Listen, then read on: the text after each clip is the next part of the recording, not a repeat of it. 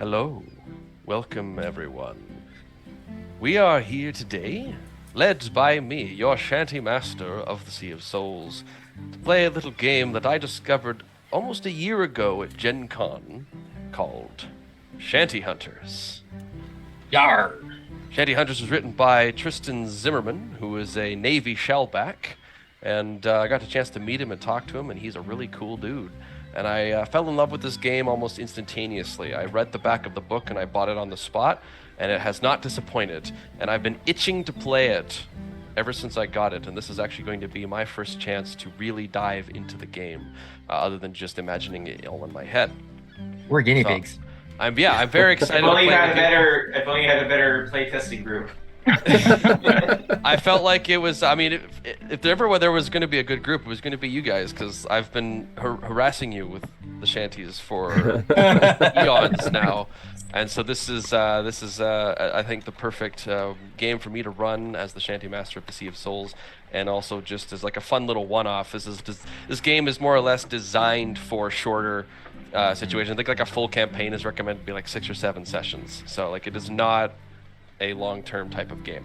It is based off the Gumshoe engine, which if you've not played the Gumshoe engine, it's often used for Cthulhu games and various other things. But it is sort of it's an engine normally designed for mysteries, and Shanty Hunters is sort of a mystery game, but it's like in reverse. You'll see what I mean as we get into it.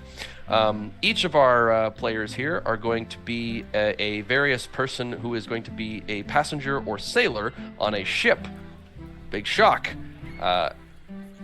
Now, a shanty is, for those of you who somehow maybe missed January of 2020, a shanty is a song of the sea. It was used for sailors to keep themselves in time and to keep their mood elevated while they were doing the grueling, hard labor that was required for seamanship. There are different types used for different sorts of things, and it is important to remember, of course, that it is only a shanty when it's sung on the sea. If it's sung on the land, it's a four-bitter. Four-bitter? Yes. Okay. One of the things I really like about the Shanty Hunters book is that a good third of it is just a giant textbook on 1880s seafaring and what it was all like and how things functioned and all that. And it's fascinating. It's written in a very good way. It's written in a nice, interesting way. Yes, very much so. So we are going to be Talking about playing myself, but Shanty Hunters. So it is the year 1880, which is right around the time when steam was beginning to take over the age of sails. If you've ever heard the shanty, the last shanty, this is kind of what they were talking about. Everyone here are sailors and scholars traveling the world's sea lanes to document the dying art of the sea shanty. Commercial sail is obsolete in the face of steam technology, and its majesty is fading from the world. Shanties will surely vanish unless someone writes them down. But a wicked spirit doesn't like shanties falling into the hands of landsmen. It manifests the imagery and events from each song to oppose them, threatening the very ships they sail aboard. They must anticipate the dangers before they strike, safeguard their ship and her crew, sing shanties with their friends, and overcome the perils hidden in the wonderful old songs of the sea. It is very true, because shanties were not something that was written down. They were passed on orally through, and so that's how you end up with certain ones having like 350 verses. People would just kind of do, there was different versions that were strewn all over the place. Eventually they started getting written down, but it was very controversial because it was believed that it should only belong to the sailors and the sea folk, and by writing it down, you're opening it up to anyone else, possibly those landlubbers who could Posers. essentially, hipsters. But that is essentially the story here.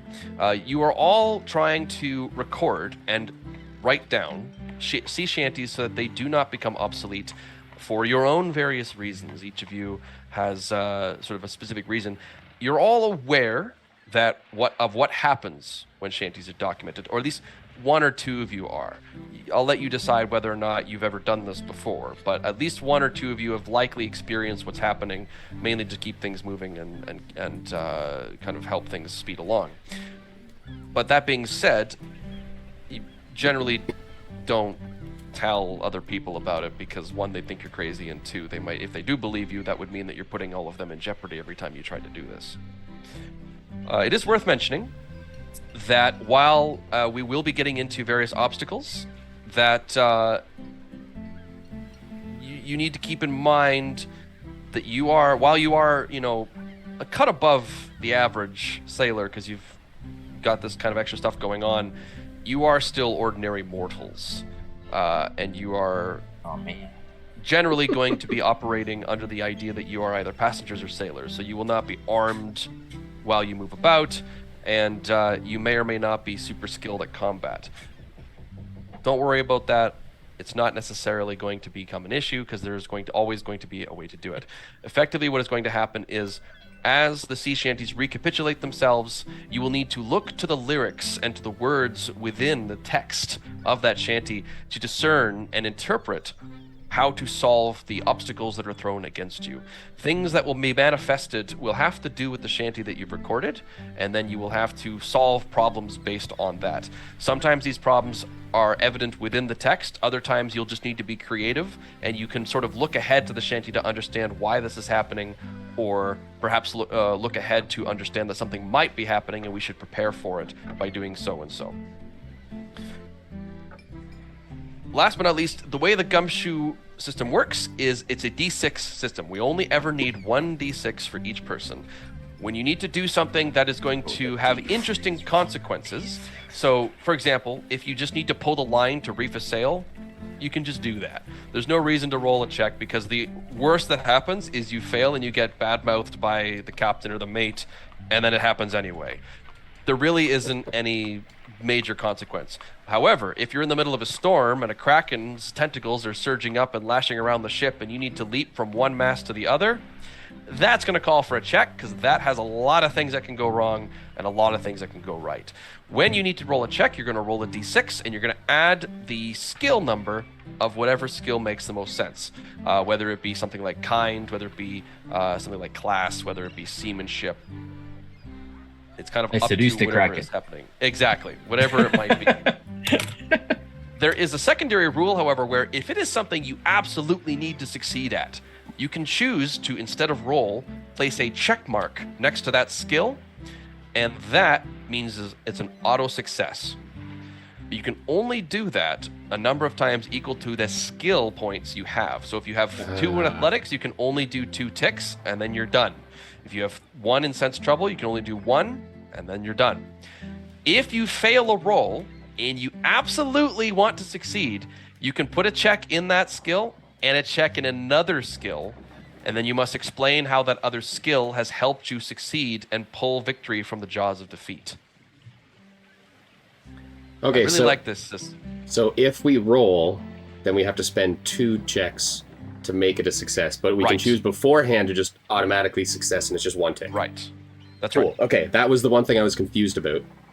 In a campaign, you will not get these ticks back unless you do something that is following your drive and is actively detrimental.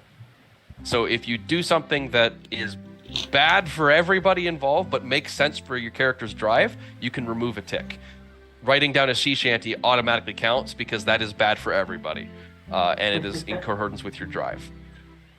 So if you have any ticks by the time you write down a shanty, you can take one away automatically.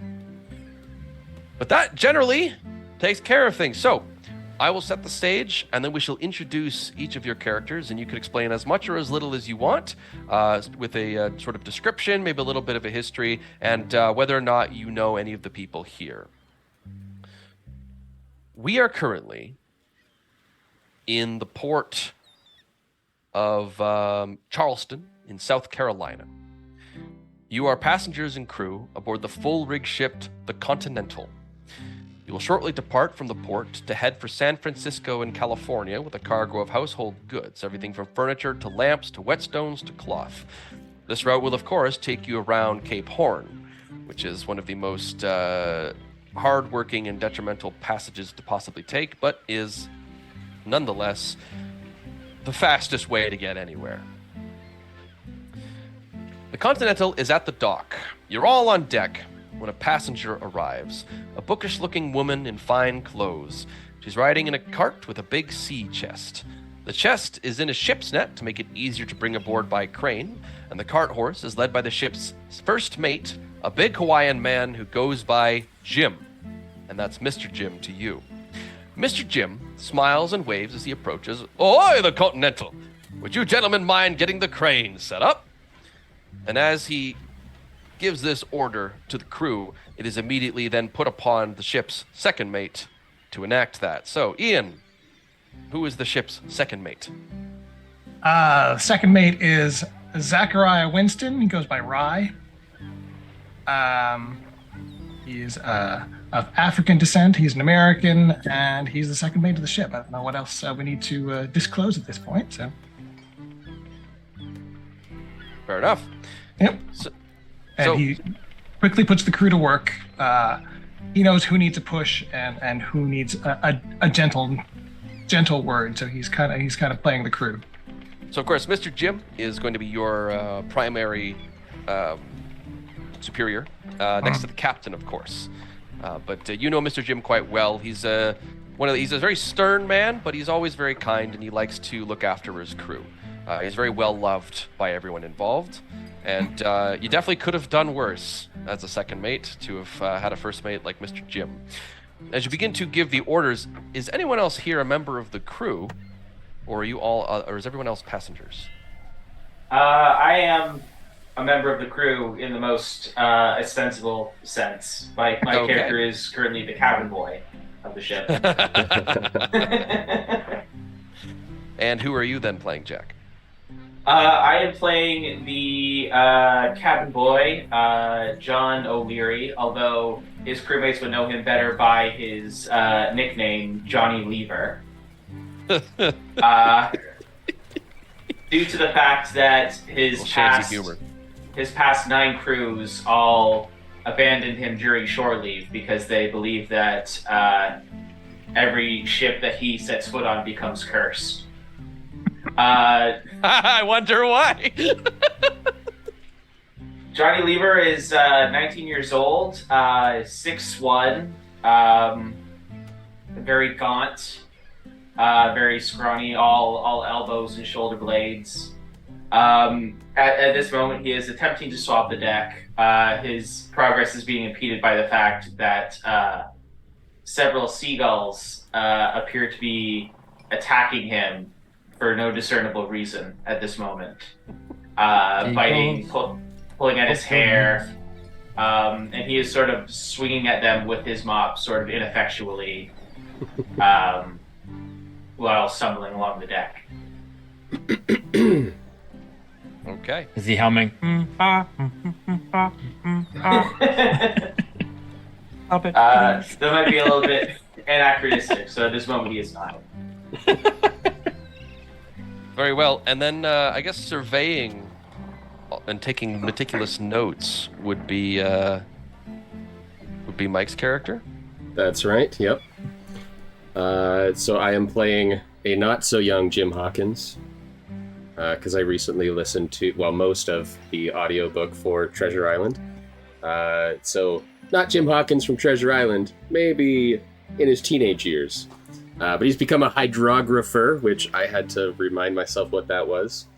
He basically makes accurate charts of shipping lanes and prevailing winds and all of that to sell to, I guess, shipping houses and companies.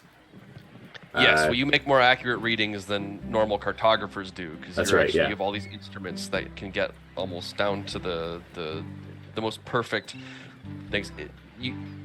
Maps are still a big thing right now. Everyone's trying to get better and better maps to make everything more efficient. So you're a part of that. Paid very handsomely for that job. So then I imagine not so young Jim Hawkins is maybe a little bit better dressed than he would have been in his younger days. Not necessarily. You're going on a ship. You're probably going to want to be comfortable. True. Yeah, I'm not quite. Shoot, I forgot your character's name. Not Taylind. The other one. The other one. Mr. Jim? No, from Tavern Brawlers. Oh. Not quite. Dominic? Well, we didn't stream that. Nobody's going to know what we're talking about. I know. Dominic Crowley. Not quite Dominic, but not quite Taylind. He's somewhere in the middle. Okay. And last but not least, of course, Craig, what is your character doing? My character's name is Ethan Carlisle. He is of Scottish descent, but he's a Canadian citizen, so he gets ribbed a little bit from being not American, being from the north. And he works for a man named Edward Fisher, who is trying to put together a collection of music from all over the world, and so has sent Ethan to try and collect shanties. It's a little bit of a mysterious figure, very musical. He plays a lot of instruments and sings, but keeps to himself for the most part. And so his presence is sort of, he kind of nods and doesn't really know anybody else, but he paid good money, or his benefactor paid good money, so that bought him passage. Yeah. As the crew begins to get things ready, of course, the sea chest is going to need to be brought on board, and to do this, they will need to set up the crane.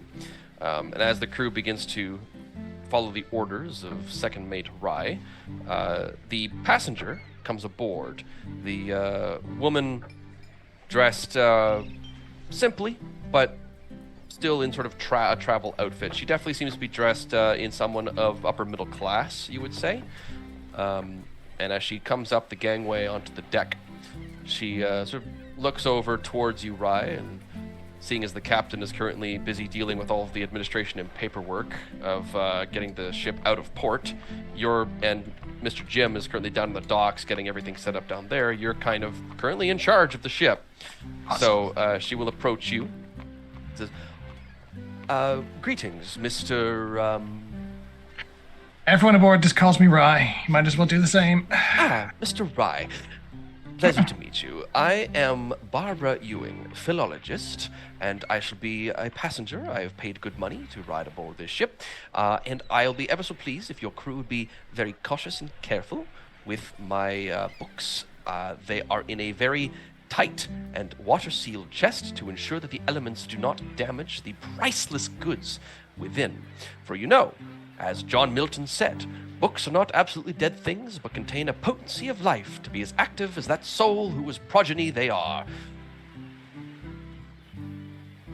Sure thing. The passenger's cabin is through that door, down the stairs, and first door on your left. Thank you. If you don't mind, I would like to just observe the raising of the chest, just to ensure that everything is done precisely the way that I require it. And you can see they are not paying any good care, and Rye will give a bit of a dressing down to whoever's on the ropes, just to make a good show of it, just to make sure. Okay, yes, you paid some money. We'll put on a good show. All right, slow down, easy, boys. Now let's get the ladies' books in properly. Johnny somehow got himself caught up in the rigging while trying to raise the chest. So I'll say, I'll say. First, second mate, sir. I think Johnny. So they want to get the line dangled from one of the yards and then running it through the rigging, and somehow you ended up getting completely caught up in the yard, just dangling up from the top as they're trying to get it over to the pulley. Yeah, like a loop of the rope was like around his ankle from when he was fighting with the seagulls earlier, and he didn't notice. So when it went taut, it like pulled him along with it. Now he's just sort of like hanging upside down. Mr. Jim does notice. He says, "Oi, put Johnny down from there. Jack, Mr. Price, go and retrieve the young man there. We can't have our cabin boy hanging upside down, and we have work to do." Thank you, Mr. Jim, sir. Oh! Here's your talk on Mr. Simpson. So they do get the rigging up to the capstan. For those who don't know, a capstan is a large barrel-like structure on the deck, which has several little nooks for huge handspikes to be driven into as the crew pushes the capstan around, which then allows them to do things like raise and lower anchors as well as pull cranes. So you're using the strength of the entire deck crew to pull something. It's a lot of hard work, which is usually why it is done alongside a shanty. But they do get the rigging up. They get the rope down. They clip it onto the netting that's encapsulating the sea chest, and the men put the spars in and begin pushing forward as hard as they can. And as they begin trying to tramp the capstan round, you've got 40 men pushing and heaving with all their might, and it's just not moving. Mr. Jim kind of strokes his chin. Well, that's not good. What do you say, Mr. Rye? Is there like a break or something that was left on? Like, is there a... Oh, we left the parking brake on. 1 second. Pretty much. Must be one heavy chest, is what all I can say. Well, I suppose, and he kind of shrugs a little bit and rubs his hands, and he gets in there. Come on, Mr. Wright, and let's help the crew out. Have at it. So the two of you get in, and as you begin to shove, it does slowly begin to move, and as it does so, the chest lifts ever so slightly up from the cart, and the entire ship begins to lean in towards the dock. And Johnny starts sliding around. You can hear the creaking and straining of the rope, and the yard. Some of the little strands in the rope begin to snap, and Mr. Jim holds his hands up. All right, halt! Everyone stop! And the whole crew lifts their hands up, and the ship rights itself back, and the chest slams back down, and you hear the cracking of wood as it hits the cart. All right, lass, you got a body in there or what? A lot of very big old books. Are they You know made what, of that's- lead? Well, As Could someone we- who... Oh, I was just gonna say, as someone who owns a lot of books in real life and has moved frequently, I can attest that books are always Books are very heavy. the heaviest thing that you own. as it Mr. turns Jim out. once again kind of just strokes his chin. Could we perhaps empty the chest of its contents individually and store them in the ship's hold? And Miss Ewing immediately just glares at him with dagger in her eyes. Absolutely not. Its contents are sealed against the sea air, as I said. They must not be disturbed. The books are very old and must be very well kept. Well, all right then. I guess the ship will have to be brought round to a shore base, Crane, and loaded that way. I'm gonna have to mark this in the logging. Mr. Rye, can I entrust this task to you? Absolutely, Mr. Jim. Hey, listen, he pats you on the back. Hey, listen, I want to talk to you about something later on too. A little bit of a private mates meeting, but we'll discuss that once the job is done. Anyway, I'll be down below if you need me. Gonna start making some egregious paperwork. And he heads down into the hold. The ship is angled and altered. The water sloshing against the hull and the smell of the sea air washing over you, mixed with the tar and the rope and the wood, as it pulls off to a side quay. And you can see there is another capstan on the shore, the docks, but this one is significantly larger, and you can see a lot of dock workers begin to filter out, groaning and muttering as they begin to fill up, as you start getting a significantly larger number of crewmen operating this one. I just want to note that Ethan is already planning to have a closer look at this at some point. Are you waiting until it gets on board, or are you going to go look at it in the cart? Definitely waiting till it's on board, because Okay. it would look a little bit strange if I'm just like, hey, what's this? But yeah. I'm definitely curious Right. about the contents of this ginormous trunk. For sure. So you have the capstan powered crane, along the dock. The dock workers, one of them comes up and approaches you, Mr. Bry. Sir, you think you could get your ship's crew to help load your cargo? Yeah, we're on it. Rye will get enough of the Right. enough folks on shore, and then whoever we need to leave on board to direct it once it's actually positioned. Some of the crew grumble and groan, but they follow their orders as they head on down the gangplank. And a couple of you see two of them. One is Mr. Jack Price, who is another sort of young 19-year-old, fresh off the boat. He's a pollywog. He hasn't crossed the equator yet.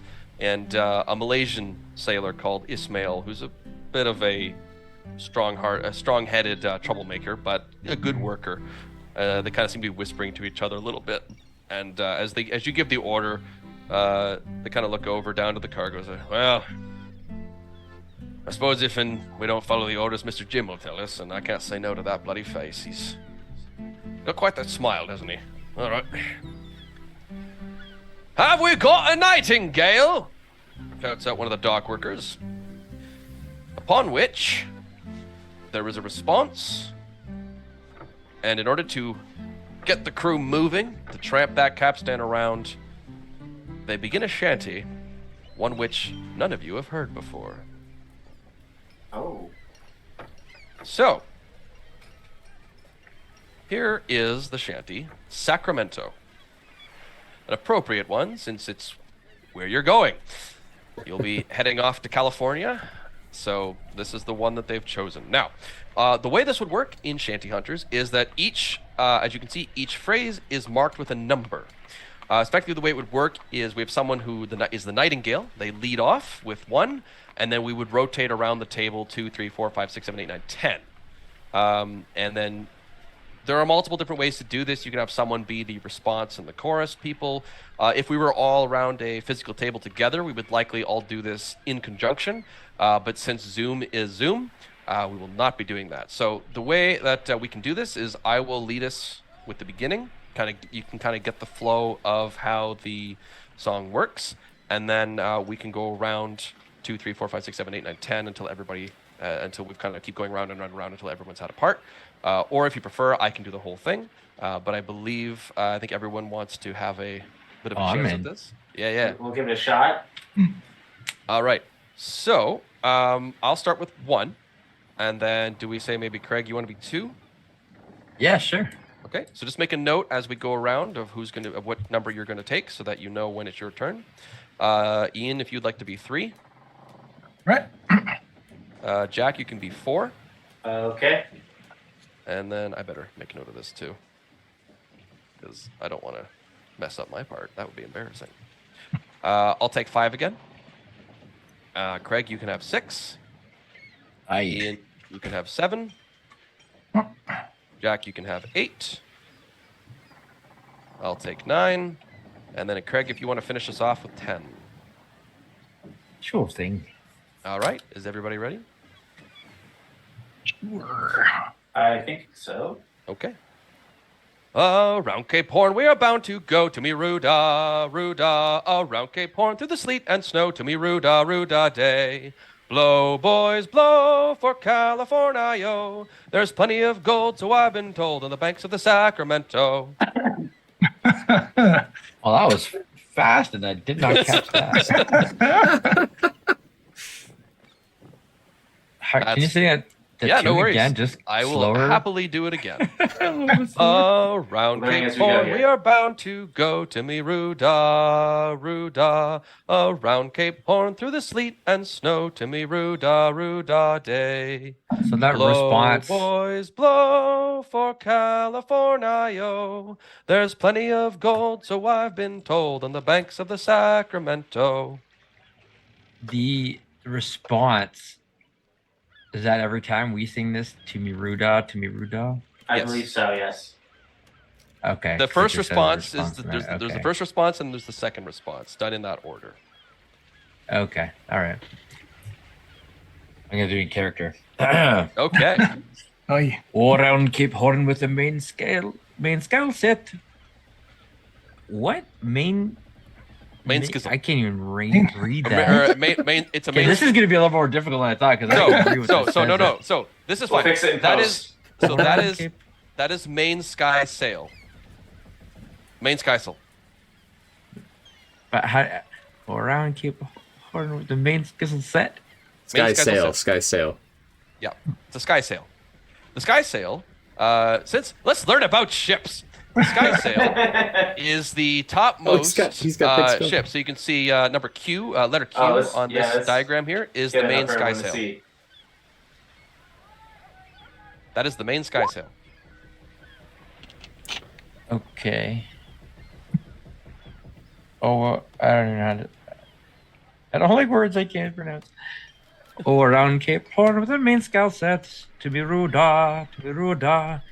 Around Cape Horn, and we're ringing all wet to be ruda day. Blow, boys, blow for California. There's plenty of gold, so I've been told, on the banks of the Sacramento. Very good. I just want to interject here just to say these songs are work songs. They were designed for people just to kind of enjoy singing, rough sailors, people who are not trained in music at all. There really is no wrong way to get through them. But that was excellent. So number 3. Oh, around Cape Horn in the month of May, to me ruda. Oh, around Cape Horn is a very long way, to me ruda day. Blow, boys, blow for California. There's plenty of gold, so I've been told, on the banks of the Sacramento.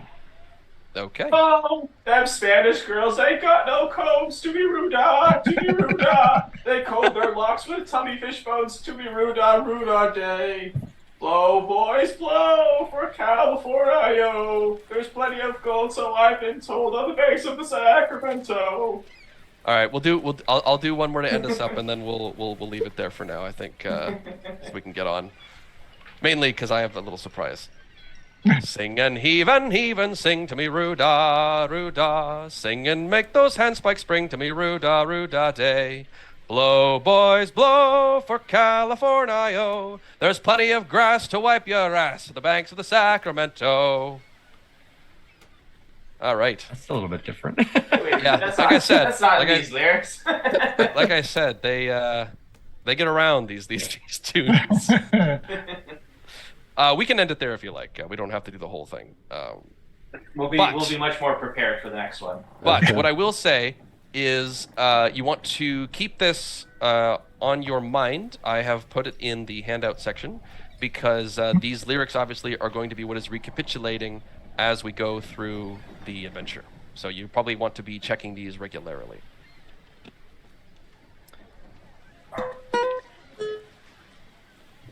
Well, there you go. Now, the important question here, of course, is do you all write this down? I am definitely. Yeah. As everyone is singing and as he's working, Johnny's gonna look around to make sure no one's watching, and he's gonna pull down his sleeve with his teeth, and with a little charcoal pencil, he's gonna be literally writing the lyrics on his arm, so he doesn't forget them. Yeah. Rye's got a clipboard or some papers. He's arranging the crew on the back of a manifest sheet.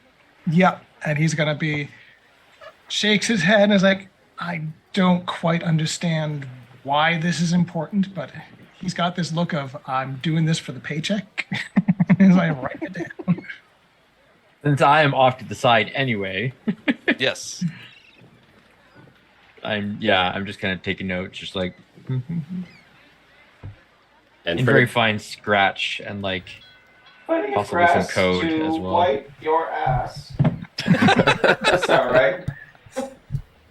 And for anybody paying attention, as soon as song broke out, not so young Jim Hawkins whipped out his book and pencil and started scribbling very, very carefully.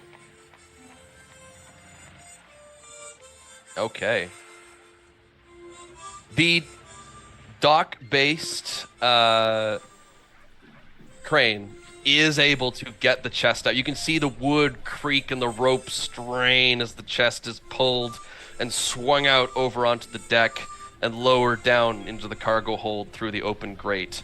And then as soon as the thud hits and you swear the ship sinks like a good inch into the water, the crane is then raised once more, the gate is shut, and Mr. Jim comes up from below.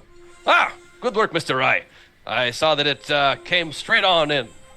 Excellent work, and jovial tune, I will say, yes. We best be off.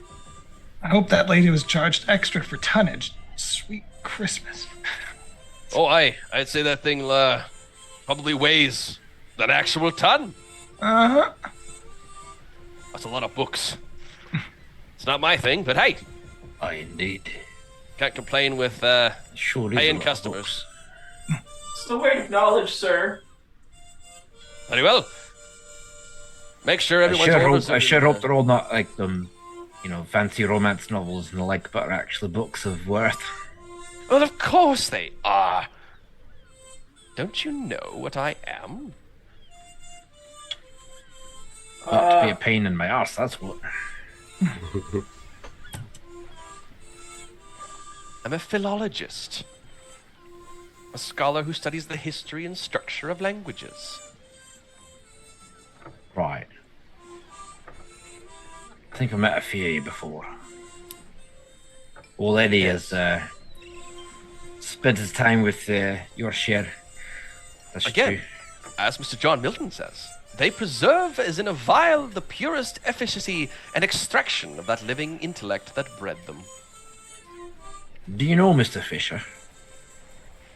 Edward Fisher. Doesn't sound familiar to me. That's alright. Anyway, now that I'm sure that everything is safe and sound and properly taken care of, I shall avail myself of the guest quarters, Mr. Rye. Thank you for directing me, and for your speediness in getting my books aboard. All part of the package here aboard the Continental. Very good. All right, you dogs, let's get this ship ready for the seas. Aye! Aye, aye! Mr. Jim starts barking orders back out again. All right, lads, let's get this ship moving. We've got to get around Cape Horn, and, well, once that's done, party time in the Roaring Forties. Ship begins to set out. Port slowly sinks away behind you. And, overall, so far, everything seems to be fine. Nothing untoward. Seems to be a very nice, normal ocean voyage.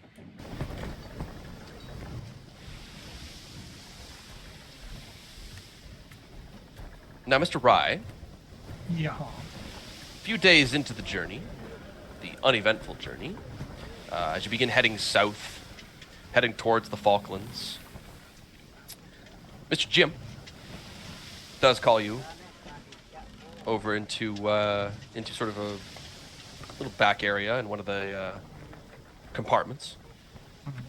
Hi, Mr. Wright. Tomorrow is the birthday of Mr. Jack Price, our newest sailor, and he's a little anxious, I think, on his first journey. I'm wondering if I could get you and the help of some of those other passengers we have. If you could, you seem to be quite familiar with them. If you could perhaps see if they'd be interested in helping make tomorrow feel special for Mr. Jack.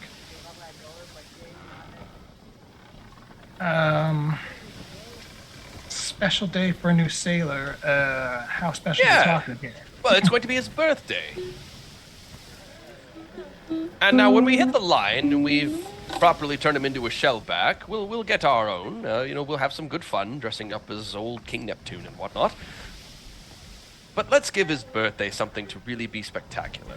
This is his first day of his first mission aboard the ocean. He's about to be met with the furiousness that is Cape Horn. We should do something nice for the lad. It's mighty generous there, Mr. Jim. I'll see what I can arrange. Excellent. I shall look forward to seeing what you can come up with. I got a little bit too much going on right now, dealing with the various other things, but I understand that you have a little bit of free time, especially since things are quite calm at the moment.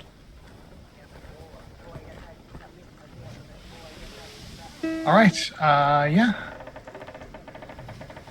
I can. So he said, contact the passengers as well as the crew, like just whoever's free to do something nice for this. This is like seeming really overly nice to me. Like I don't know. No, this is what Mr. Jim is like. Okay, so The last time you had a birthday on the ship, it was a banger. all right then. I will keep that in mind, and I will. So what's this kid like? Is he? He is anxious, impressionable, very young, very green. The absolute definition of a pollywog. So we need to get him really drunk, is what you're saying. Got it. Yes. This I can handle. And okay, so do you go about recruiting various folk to get that ready? As Yeah, you do, schmooze a little bit. now as you're heading down towards Cape Horn, for those who don't know, Cape Horn is the southern tip of South America. It is only 600 miles away from Antarctica. It's very cold, very windy, and very treacherous. It takes a lot of effort and work to get through it. And you have to be careful about how exactly you're set up. To get south, you have to pass through several various latitudes of different wind intensity. And so you have different sails. You're all on a fully rigged ship. The Continental is sort of the very definition of 1880s seafaring. It has a lot of sails and a lot of rigging. You don't need all of them all the time. And one of the things you definitely don't want to do is you don't want to go towards Cape Horn and the Falklands with all of your sails at the top unfurled, right? Especially the skysail, because the skysail being so high up at the top, if that catches too much wind, it can cause the mast to break and teeter and all sorts of problems. And so, of course, the crew is reefing and furling up the topmost sails.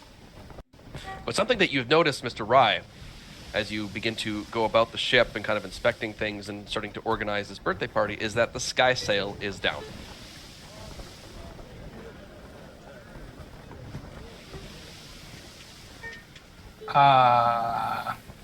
That seems wrong. Yes. Now, it's a question of, is that seamanship or sensing trouble? That's up to you. I want to sense trouble because there should be, right, we've got a seasoned crew for the most part, and we shouldn't be screwing up something as basic as that. So All right, it first feels roll. like Here we go. feels like a sense trouble roll. So I'm gonna roll it, and I got a 4. Thank goodness I have 2 A ranks. 4. So trouble. a 4 is generally considered to be a success. There are some tasks that do require higher numbers, but generally a 4 is considered a success.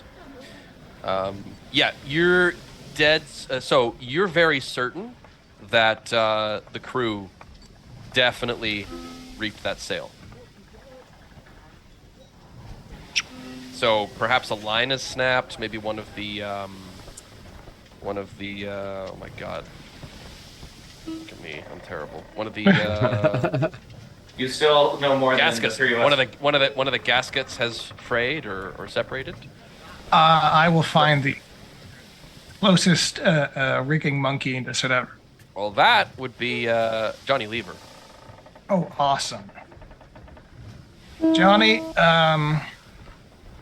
I need to figure out what's wrong with that skysail, and I'm gonna go advise. I guess I'll go up the food chain to Mr. Jim. let Yeah, him you know would that report to Mr. Jim. There's something amiss. All right, Johnny. Yes, you're, yes, sir. You're great at climbing all the way up to the very, very top of the ship, right? This would be athletics, right? Um, Or I could this think be you could- seamanship? Because I you do could- actually have some. I was gonna say you investment could go in either seamanship. or on it. I mean, this is a fairly standard task for a sailor, so you can go ahead. Okay, so this is I'm rolling. I'm not rolling. You can roll, yeah, that's fine. I'm happy to have a roll here. Okie dokie. 7. Oh, Oh, damn. wow. Okay. I just kind of spider monkey my way up there. Yeah, so you literally just. What's funny is that the closer you get, as you kind of start rounding the Falklands, the infamous Cape Horn weather begins to torrent against the ship. The wind starts to pick up more. The barometer is trickling down, and you think you can see some snow off in the distance. The wind actually is sort of pushing you up, and so you actually just sort of sail your way up to the top, climbing like a monkey as you make it up to the top. And I've been on a lot of sinking ships, so I have a lot of experience climbing, Captain. it would appear that the main skysail is down, which in freezing gale force winds is going to cause very bad damage to the main mast, and you're going to want to deal with that. Looks like it hasn't been furled. Okay, let's furl it up then. Okay. You furl up the sail and wrap the gasket. If you want to give me another seamanship for that. Okay. Because the wind is quite strong up there. And it is very cold. Oh, hey, you're on the roll. That's Look at 6. you go. All right. Yeah, you're Why is able it that to... when I make a character who's supposed to be a screw up? That's when I start rolling high. You furl up the main sky sail, and you get the gaskets to tie it down. Make sure it's very secure. You are hyper confident in that. Which is great because Johnny is not confident in most things. This is the first time you feel proud of the work you've done. I'm so proud that I stopped and fold my arms to admire my handiwork for a second, and then realize I'm teetering back on the pole. Oh, okay. Let's not push the envelope here. I'm just going to climb down now. Now, as this is happening, Mr. Carlyle, Aye. you wanted to have a gander at that sea chest. I sure did. Is that something that you're wanting to try now, or are you wanting to wait? Oh, I think if there's a bit of a distraction happening somewhere else, that perhaps I'd try to take a look-see. All right. Would If you like to if stealthily if Miss Ewing is being involved somewhere else, then perhaps I would wait for that opportunity, and then with her eyes elsewhere, I'd like to Okay. stealthily try to take a look at go for it? her chest. Not that chest, but the other chest. Yeah, yeah.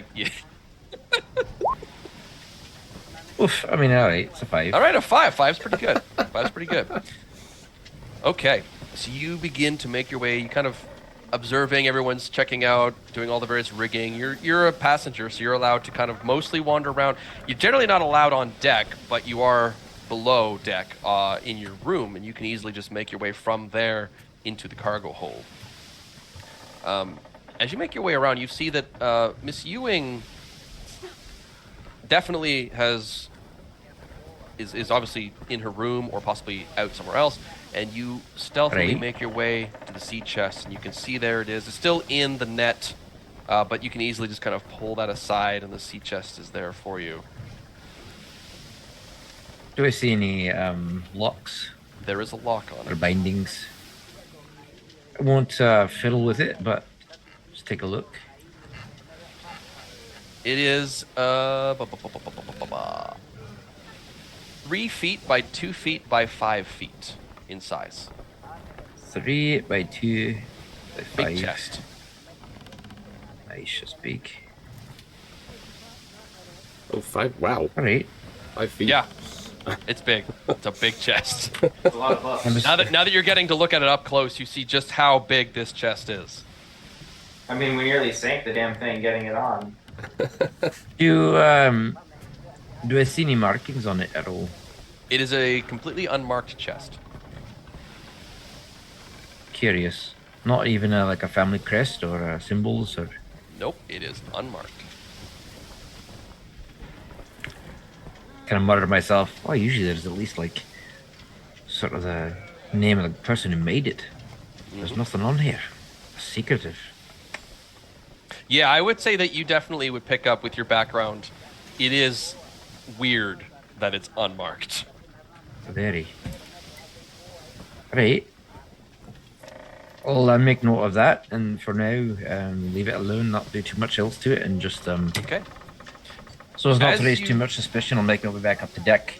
As you make your way back up with the my deck, loot. I would say you do see Barbara Ewing making her way down, looking a little perturbed, and she kind of eyes you a little bit, and you almost, I would say, give me a sense trouble. Right.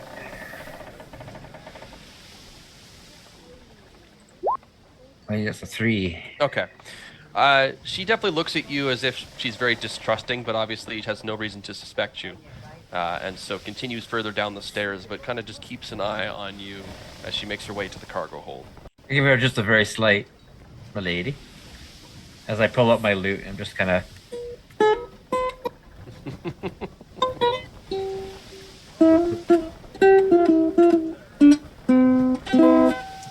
Now, not so young Jim Hawkins. Mm-hmm. Are you currently plying your trade? I imagine that is what not so young Jim Hawkins is doing as we initially set sail. Yes. Okay.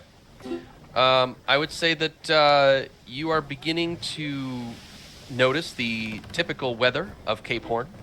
The wind is getting worse. The barometer is ticking down, as I said.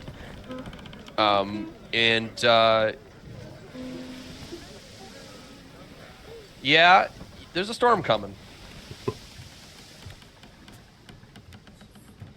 And I think you've probably figured this out before anybody else has with your unique abilities and various contraptions and mechanisms that you have on you. I imagine not so young Jim Hawkins would maybe take a look back at his ship, and given his mild experience with the high seas, how does our ship fare in a storm, do I think? Give me a seamanship. Alrighty. I am trained in... Well, I'm not trained in that. I have 2 points on that. So... That's pretty good. Yeah, I'll just roll it. Can I just click on that? I can. Yeah, should just roll. A 7. All right. Look at A that. 7. Based on what your readings are, you believe that the Continental can handle this storm no problem. She is a hardy, full-rigged ship, and the storm of the size that you're projecting should be sort of a mild speed bump. Oh, then maybe if I don't notice anybody else talking about the incoming storm, maybe I'll go and tell the captain that I believe there is a storm a-brewing. Or maybe not the captain, I'll go and tell Rye, because the captain is top rung. Yeah, captain is generally doesn't interface With too the much passengers? unless he absolutely has to. Yeah.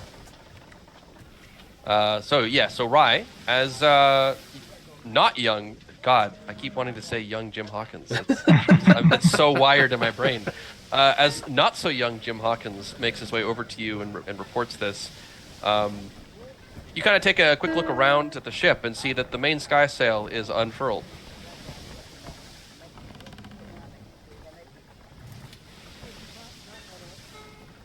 Hang on. Do you want it? Wait. Unfurled is good. That means it's down. Oh, wait, we want it up though. You want it up because the wind is buffeting it, and you can see the mast creaking and groaning against the strain of the high gale force winds that are. Did we do it wrong the first time? So isn't that what Johnny just went up to do? Is to furl it? Well, I think it was the sky sail. Oh, it's a different sail. Sorry. No, that was the main skysail. Yep, it was the same scale. Oh, Same sail. Oh, so Johnny's already been up there to do that. He's done it again. Where's that? Screw up, Johnny. Right here. Report for duty, sir. And I just point up and explain that to me, mister. You set me up to furl the sail, sir? Mr. Jim comes on deck and says, "Aye, Mr. Rye, I've noticed the main skysail is still up. We should probably do something about that. I don't mean to be, assertive or getting angry, but we that canvas is going to get ripped to shreds if it stays up there much longer." I'm on it right away, sir. And then Johnny's just immediately going scurrying up to avoid further confrontation. I won't have you make the rolls again, but I think you can use the fact that you go up there, repeat get it furled up, tie it off. If you investigate it, you'll see that it looks like it was just unfurled. You don't see anything broken, anything drained. Just as a just to entertain the thought, I'm going to roll occult to see if this might have something to do with Johnny's curse. Sure. Oh. Johnny Jonah. Oh, well, that's only a 4. Okay, 4 is a success. You believe that this might have something to do with your curse, which might have something to do with sea shanties recapitulating. If only I knew what recapitulate meant.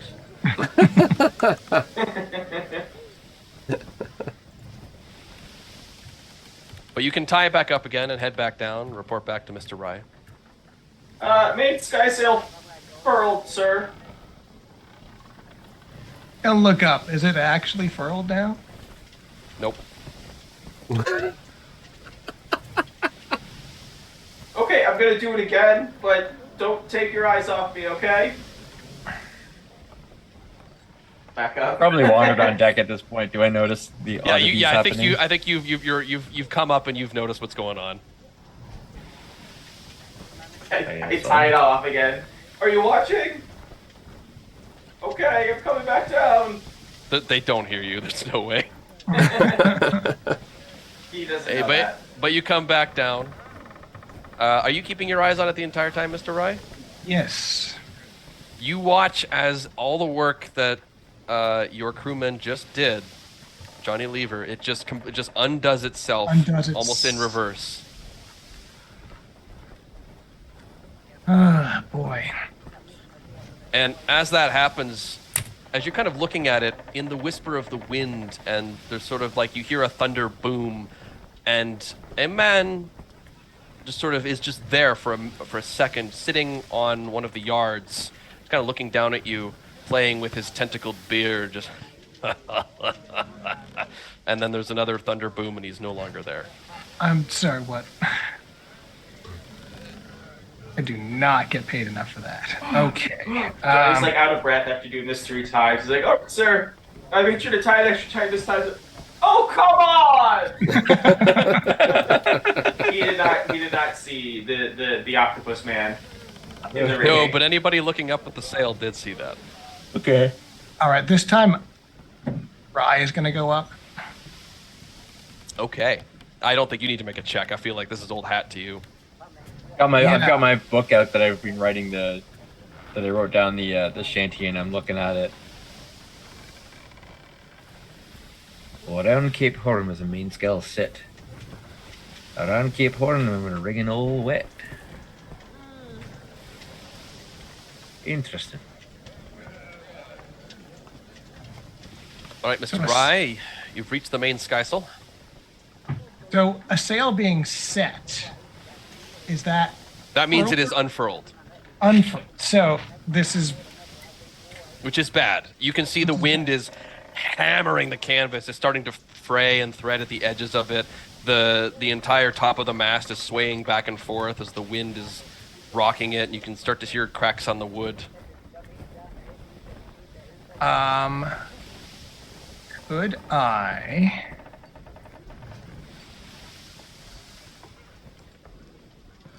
Could I strike this sail at this point? Like, can I just get it out of here? You want to like remove the sail? Yeah. Sure. How quickly do you want to do that? How Because there are 2 ways you can do this. One is you can do it properly, taking your time and removing the individual lines, or you can basically just pull the release, which causes it to flap like a flag, but can cause more damage to the sail. How imminent is our danger? I guess is the question of how quickly do I need to get it down? It is. You're not at Cape Horn, so it's not too bad. The sail is starting to take damage, though. So you're likely going to have a damaged sail either way. It's just a matter of how bad will it be. And so I think what's going to happen is you're going to be making a check either way, but I'll have the check be higher if you're trying to do it the correct way versus just letting loose. Then I will do it correctly. Okay. Don't need this damaged any more than it needs to be, and I need to set a good example for the crew to not cut corners here. Very good. Not That'll be, incorrectly. Yes. That'll be seamanship. I'm going to take a tick for that one because this needs to happen. Very good. So you skillfully, like by rote, take down the sail completely, and as you fold it up and begin to kind of put it under your arm and sail down, as you start to make your way down the lines, next to you is that crusty, barnacle-covered, tentacle-bearded man who just, well done, but you're still cursed. And he kind of fades into the mist. Yeah,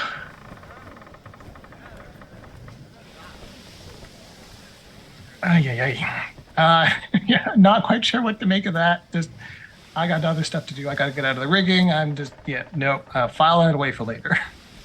All right. I kind of imagine Rai as being very like Danny Glover in Lethal Weapon. Just getting too old for this. Well, yeah, he is. Yeah, I don't know if you can see the token that I chose. It's Winston from Ghostbusters. So Oh, I didn't see that actually. same aesthetic, absolutely. Ray. It all makes sense now. As the journey continues... Oh, sorry, yes. So as Rai comes down, I kind of nod and be like, Mr. Rai, you saw him? That thing with the... Yeah, I'm assuming I saw him too, right? You said anybody who's looking up saw him? Yes. Yeah. The beard with the... Yeah. Do you know what to make of that? Because that was not part of the. I thought perhaps I'd had a little bit too much whiskey, but if you saw it too, then... And he said we were cursed? That make any sense to you? At the word curse, Johnny is gonna tense up a little bit. Look, Permission to speak freely, Captain, second mate, sir. I was just say this ain't my first this is my first time doing what we're doing here. I've experienced some strange things. You look at the line here on this Sacramento Shanty. Talks about the main scale set. Ringing all wit.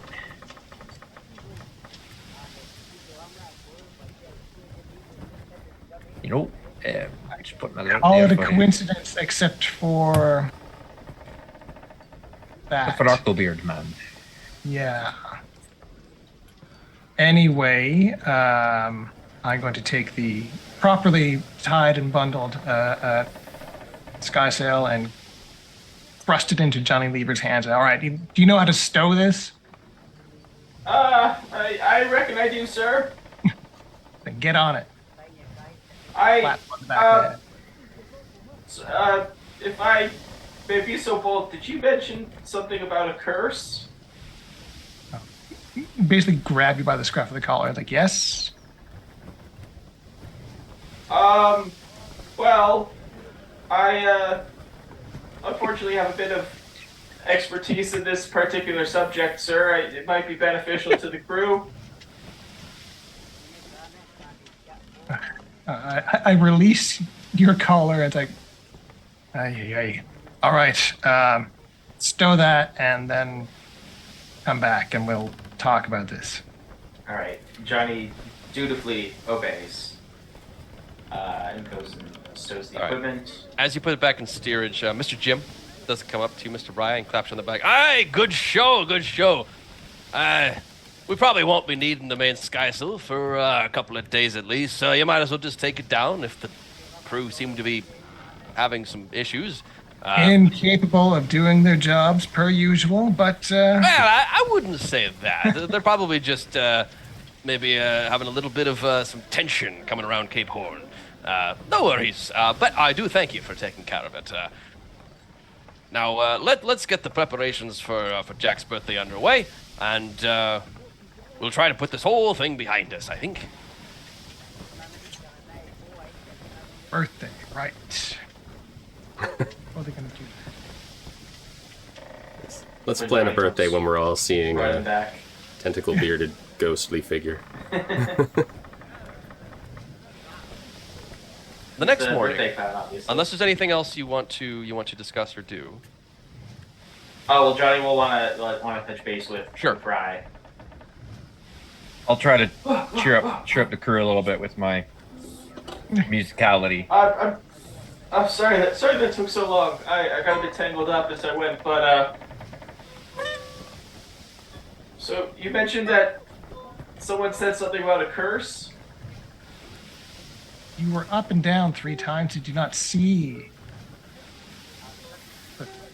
the man with the beard appearing and disappearing in the rigging?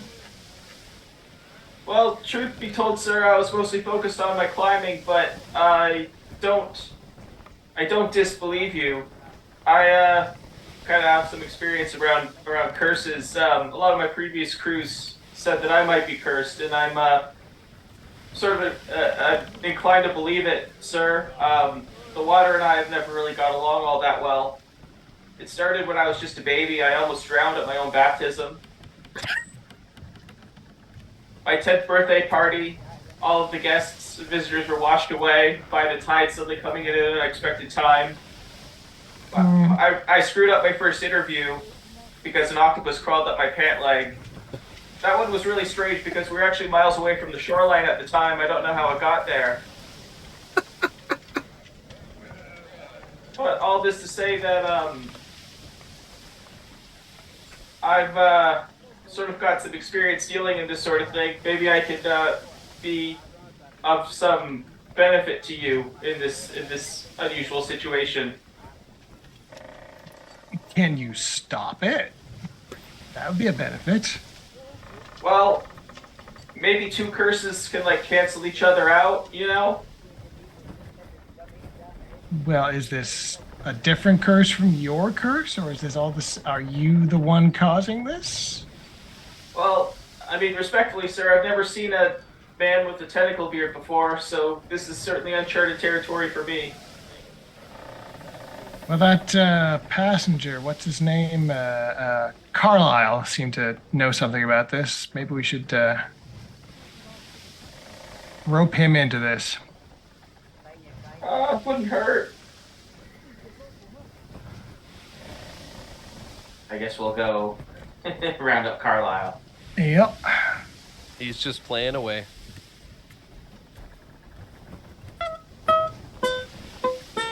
Maybe we should get Jim Hawkins too. He seems to know a lot about the weather and stuff. He was the one that predicted that there was going to be a storm. All right, sure.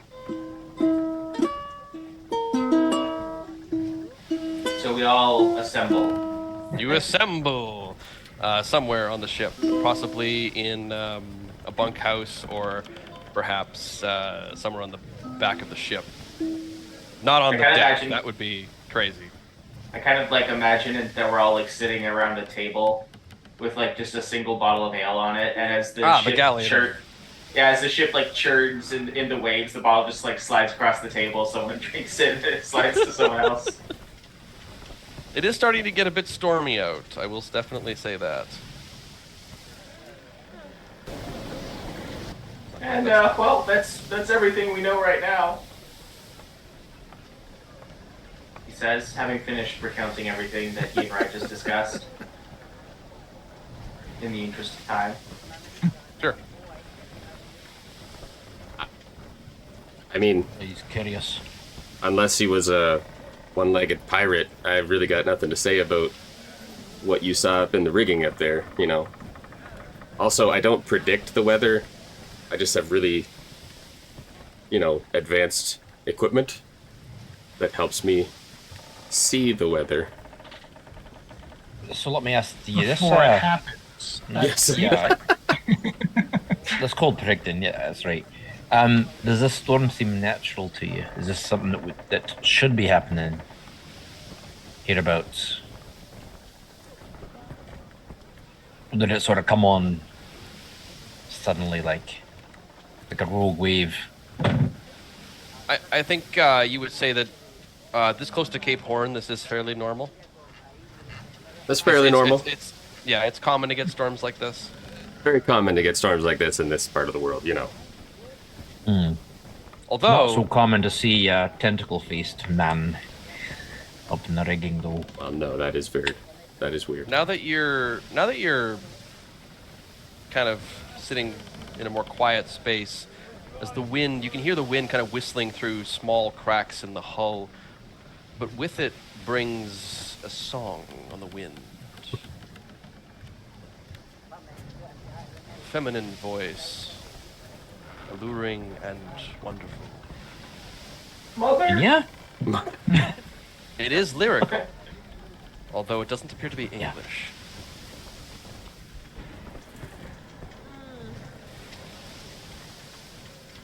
I mean, that doesn't usually happen when a storm comes, so that's weird.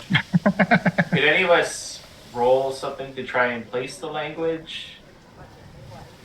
Sure. I could say maybe It's like class, maybe. class. I was leaning towards class. Yeah. Oh, I'll say wait. class. What am I saying? We have a passenger on board that studies Right. languages.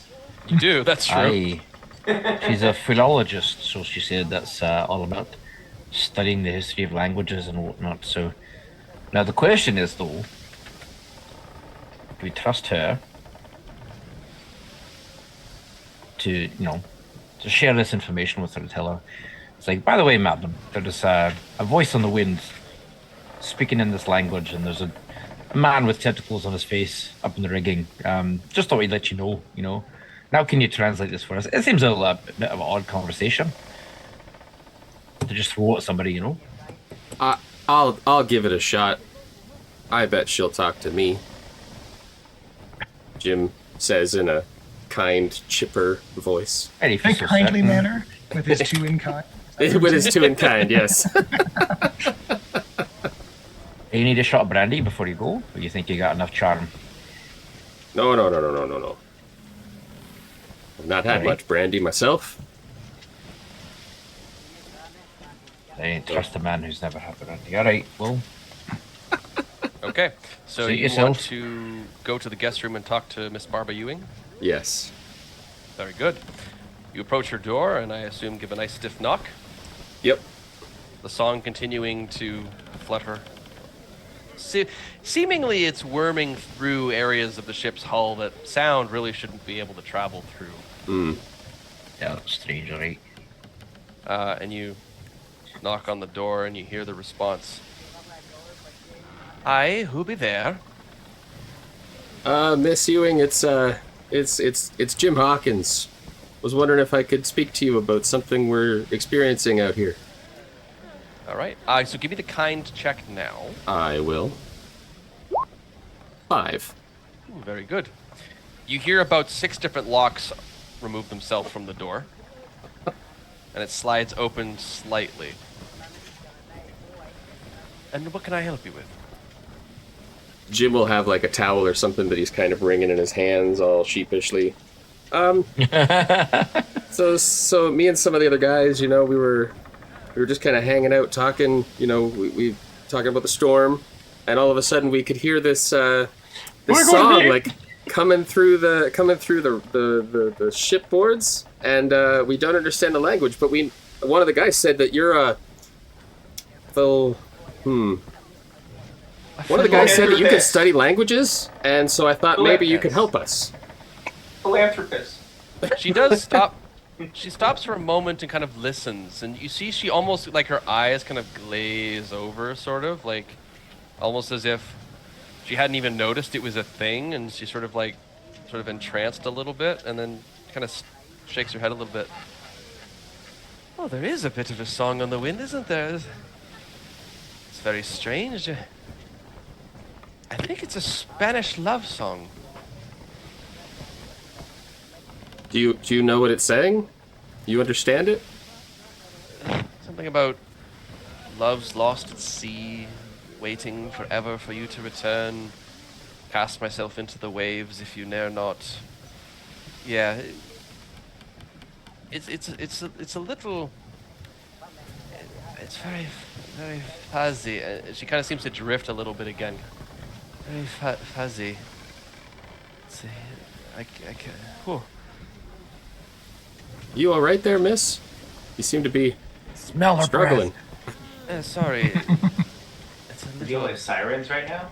little strange. I think I'm going to retire to my room.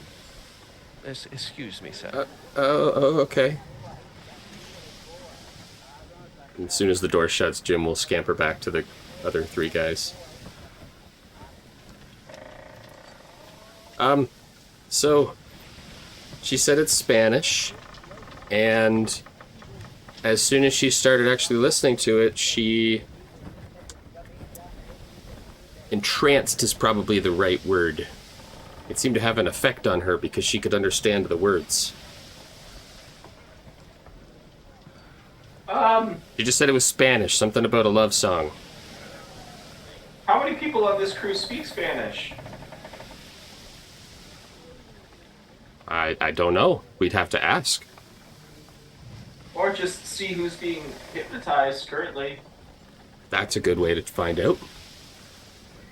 Now, look here, gents. Look at I'm not sure if I got it written down properly, but look at verse 4 of this here Sacramento. Johnny rolls down his sleeve. It's not a Spanish love song, but it does talk about Spanish gals and combs and the like. But it specifically mentions them Spanish gals ain't got no combs. They comb their locks with tummy fish bones. Oh yeah, that was my verse. Do you think if we get a comb, then that will stop the curse? That's not where I was going with that. You could probably use one yourself though. Tidy up that mop a little bit, but It's the seagull, sir. The ship lurches as a huge wave Whoa! slams onto it, and from the ceiling above you hear a thud, as if something landed on the deck. Maybe we should go and check that out. speak for Sounds yourself. like my job. Sounds like a job for the crew, aye. I'm gonna look at this these verses a little bit more and maybe All right, Johnny, let's go. see what I can find yes, out. Yes, sir. Aye, aye. Jim will tag along with Rye. I was actually gonna be like, Jim, if you got a moment, actually, Oh, yeah? What can I do? let the crew do their thing up there. You Okay. said that when you spoke to the lady that she was a bit out of sorts, sort of fuzzed out. Something Yeah. strange about her. As soon as she started listening to it, it was like she lost her ability to think and speak. She was kind of dazed. Right. What's your take on this lass? I think she doesn't have any interest in any of us or what's going on here. I think she just wants to go somewhere with her. That's not me, but you think she's Box straight of and true, or books. you think she's straight and true, or you think she's hiding something? Perhaps she's a little bit sneaky. Well, I don't know. She doesn't talk with that, like, pirate drawl, and she's got both of her legs, and she doesn't seem to be carrying any kind of pistols, so I think she's on the straight and narrow.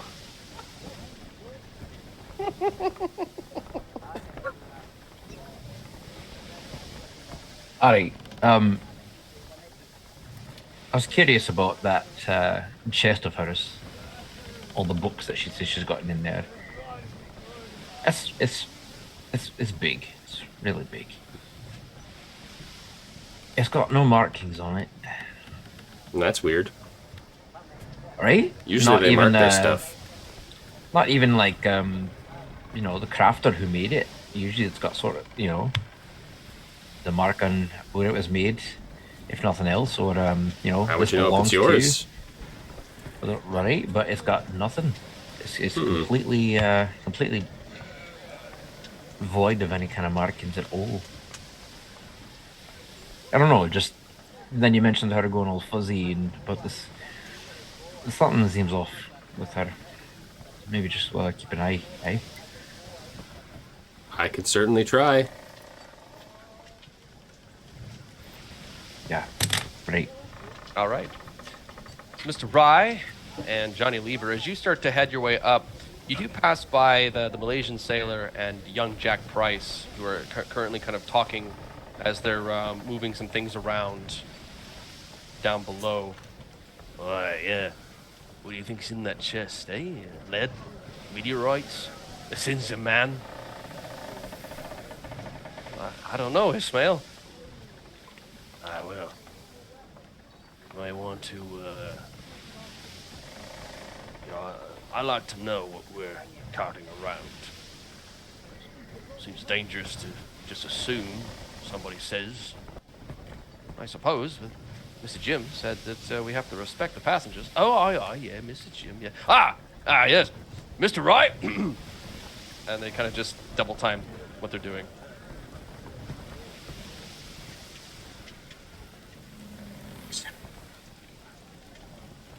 Ah, boy. I will mental note to check in on those guys later. We need to check out what's going on the deck first. So we're in the middle of something.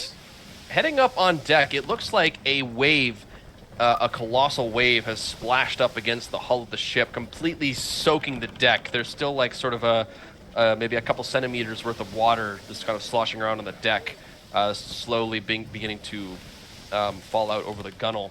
But it's absolute madcap mayhem. The crew are bustling about and freaking out because it would appear that with this wave carried a mermaid.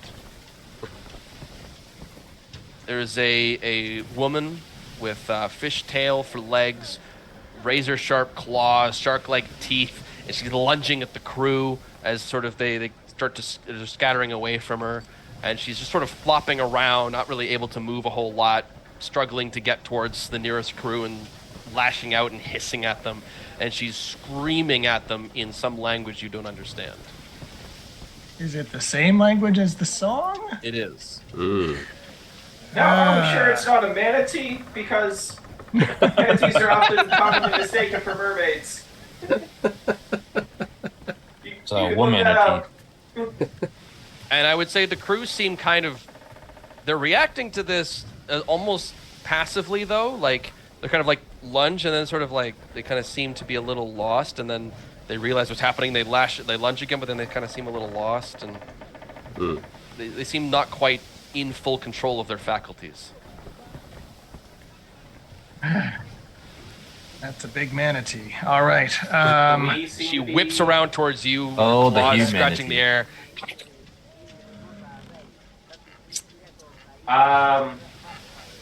Johnny's gonna do something a bit odd. He is going to look to Rye, and then holding his mop in one hand defensively, he's gonna start walking forward like this. Okay, there's no need for that. You're stuck. You got washed up here by the wave, right? We can help you get back into the water. You're gonna have to trust us, though. Johnny's going to, I would like to attempt to make a roll using kind to empathize with this Sounds wayward sea monster.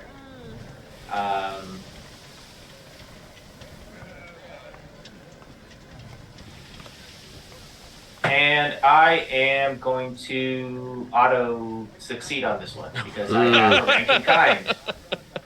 Okay. Smart. So I will say this. It's a one shot. Use them or lose them. As you approach, she lashes out at you, and she starts trying to flop towards you as best she can with her fish tail, and like starts crawling, and you can see the wood splintering from her claws as she pulls herself towards you, rearing up and gnashing and slashing. And a couple of things, it doesn't seem like she understands what you're saying. I like to put my mop on the ground and both hands up like this. Yeah, and you kind of get the idea that she's She's incredibly hostile. And I would say, since you're auto-succeeding at this, I would say that as she lunges forward, she kind of like flops her hair back and uses her claws to scrape it out of her face so she can continue to lunge at you. But then you see like blood pouring from her face as the scratch marks like pull at her scalp, and she has to keep wiping the blood away. She lunges forward you again, hair matting all in her face, and she scratches it away, slicing into her face again, and she continues to try to crawl towards you, gnashing and slashing. You probably shouldn't do that, or at least trim your nails first. It looks like you're doing a lot of damage there. She hisses at you with super sharp shark teeth, row upon row of shark teeth. I'm a little bit over my head here, Captain. I mean, I'm reading the verse right now, but not sure how meta game do we get with this? Because we're given the clue right here. Yeah. I mean that's the point, right? Are there any fish bones so the way the game works is, generally speaking, if you've caught on to the fact that the shanty is the key, you have written it down, so you would be able to interpret that in character as it's happening because you have that information there. So. I mean, so yes, just in a very practical. It worked last time. We have an instruction manual here now. We talked about the mainsail. Now we've got the Spanish lady who needs a fish comb. We need either fish bones or a comb, possibly both. I'm gonna call below decks to those that aren't. The rest of the crew are still kind of coming in and out of usefulness. So the two passengers that I was dealing with earlier who are still lucid, I'm going to be calling down below decks to Carlisle and Okay, not so young Jim. So heading back down, you do see that Ismail and Jack seem to have moved on from their position that they were at previously. And they were not affected. Well, they were below deck. Well,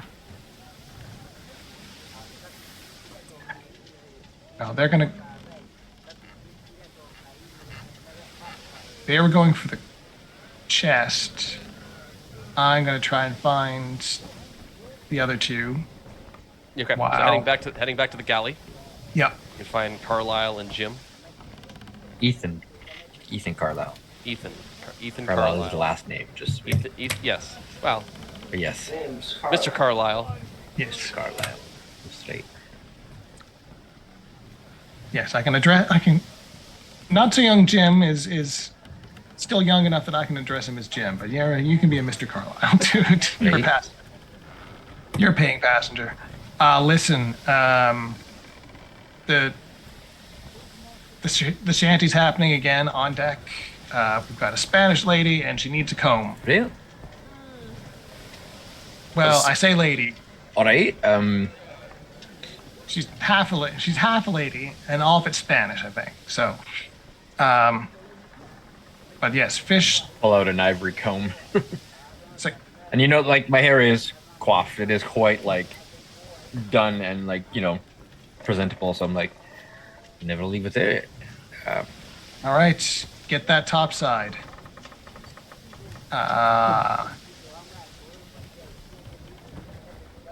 Not so young Jim. I'm gonna sort of clap you on the shoulder and just I'm recruiting you. You're with me, and I'm gonna head to the hold and see what those other two scamps were up to with that Okay. chest. Sure thing, Rye. Heading off. So you guys head up to the hold. So, Ethan Carlisle, you're heading up to the deck with your ivory comb.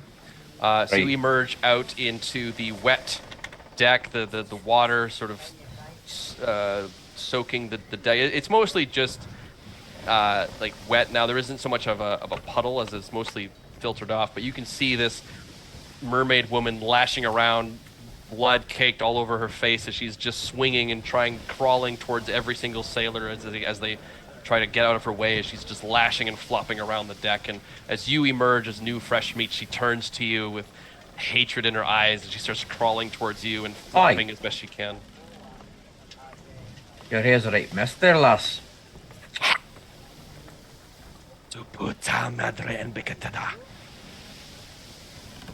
Yeah, sorry, I don't speak Spanish, but you look like you could use one of these.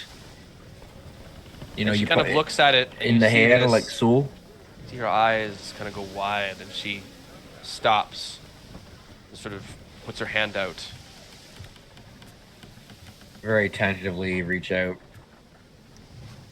Hand it to her. With two fingers, she just takes it, combs her hair back, and it's like all knotted, and she like has to pull, and you can see kind of blood, a little bit of blood on her scalp from where she's been clawing and scratching. She pulls the hair back, You need to wash it. and you just see this big smile of large, pointy teeth. And then she crawls her way over to the gunwale and hoists herself back into the water. And as you look up from where she dived, you just see a man with a tentacled beard just... Out of curiosity, so I see this man there. I'm gonna like open the jacket and I kind of like lift up my short sleeves and just out of curiosity to see if there's any reaction. I just show my tattoo and I go, He just grins. Ah, a landlubber who seeks to take that which is not theirs to take. The songs are of the sea. They do not belong on the land. And old Davy Jones will make sure that's the case. all music sort for of- everyone. And he just sort of like turns into barnacles and falls down along the sides of the gunnels Oh. as the Well, wind that's buffets strange. off the deck. It's alright, lads. She combed her hair, we're all safe. Can't believe I'm saying that with a straight face, but It is at that I point, mean, you I never think, want to get on the bad side of a woman who hasn't, done herself all up nice and made herself pretty. And have quite a temper, so I suppose it fits. Well, now at that point, Ethan and Hey. Johnny, I think you will begin to hear loud sounds coming from down below in the cargo hold. Loud sounds. Loud sounds. So, Mr. Hawkins and Mr. Rye, as you walk into the cargo hold, you stumble upon a scene that is rife for bad problems. You can see that the sea chest, has been opened. You can see Ismail and young Jack Price currently standing on the other side with their hands up as Miss Barbara Ewing points a flintlock pistol at the two of them. Ooh. Thought you said she didn't have a gun. I apparently am not as good at reading people as I once thought. And as you enter, she immediately then looks towards you and turns the pistol on the both of you, kind of like flipping back and forth between the two groups. I see. Back up, huh? You won't catch me in a pincer. I've got enough bullets for all of you. Johnny's just very trying to turn his arm towards his face so he can see if this is in lyrics. Sing and heathen, sing. Shut up. Ah, yes, ma'am. Now, at this point, you don't have the angle to see what's in the chest, but Ismail and Jack do, and you can see their eyes continuously looking down into it and looking over at her with the gun.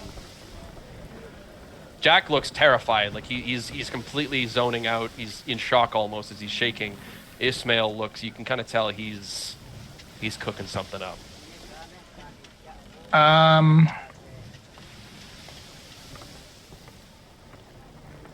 Boy. I've got down to this point. Can I try to stealthily make my way You can make a stealth check, yes. around to Ishmael? Mhm. I'll try to like stay to the side and just kind of keep myself out of it. Just like Could this be a stealth roll? Yeah, stealth. I'll do roll, an yeah. I'll do an auto. Oh, snap. Okay. Are you done this one? So you use these distractions of her flipping her back around. You kind of yeah. sidle in onto the side quickly This while is she's what I do. turning towards Ismail. She flips back around towards Mr. Rye, and then she flips back around to Ismail, and you move a little bit more. kind of hiding behind the crates and barrels until you circle around to where Ismail is. Red light, And green now that light. you're on the other side, you can see what's in the chest. And it is filled to the brim with solid gold bars. All Are stamped they marked? Okay, I was gonna say, yeah. with the U.S. Confederate symbol. Oh boy. Ruh-roh. It is a box of Confederate gold. I put a hand just very gently on Ishmael. Are you doing this trying to still remain stealthy, or is this more so you just wanted to get behind him? I was trying to remain stealthy for him so I can catch him before he does anything stupid. Sure. Yeah, you see, he's kind of about to go for her and the gun. Yeah, and so now I put my hand on him. I'm just like, don't do anything rash, lad. Hey, what? And he kind of you've distracted him ewing that he isn't able to make that lunge as. Perfect. As because that's when I make my lunge. I say, Okay. no. I say Miss Ewing pulls around to see what's going on, and you want to make a lunge? Yes. Give me an athletics. So I guess I'm pulling Ishmael back. Yes. Like no, yeah. I know. Yeah, sure. Hey, look at that. That's a 6. All right. Nice. So what are you trying? Are you lunging for her? Are you lunging for the gun? Full on, just center tackle. Just boom, kick her down. Right to the legs. Okay, and I'll say with a 6, you tackle her to the legs and the gun does not go off, but she still has it. As you kind of take her to the ground, she just cries out and hits the ground hard. And there's a bit of a tussle now as she's trying to get up from off of you. So you're occupied. What are the rest of you doing? There's currently a struggle. She's attempting to shoot Mr. Rye at this point. So there's a struggle for the with the gun at this point. I'm going to. Johnny's going to take his mop, and with a hockey slap shot, he's going to try to knock the gun out of her hand and across the room. That definitely sounds like athletics. Okay. I am not trained in this. You described it as a hockey move. It has to be athletics now. Yeah, exactly.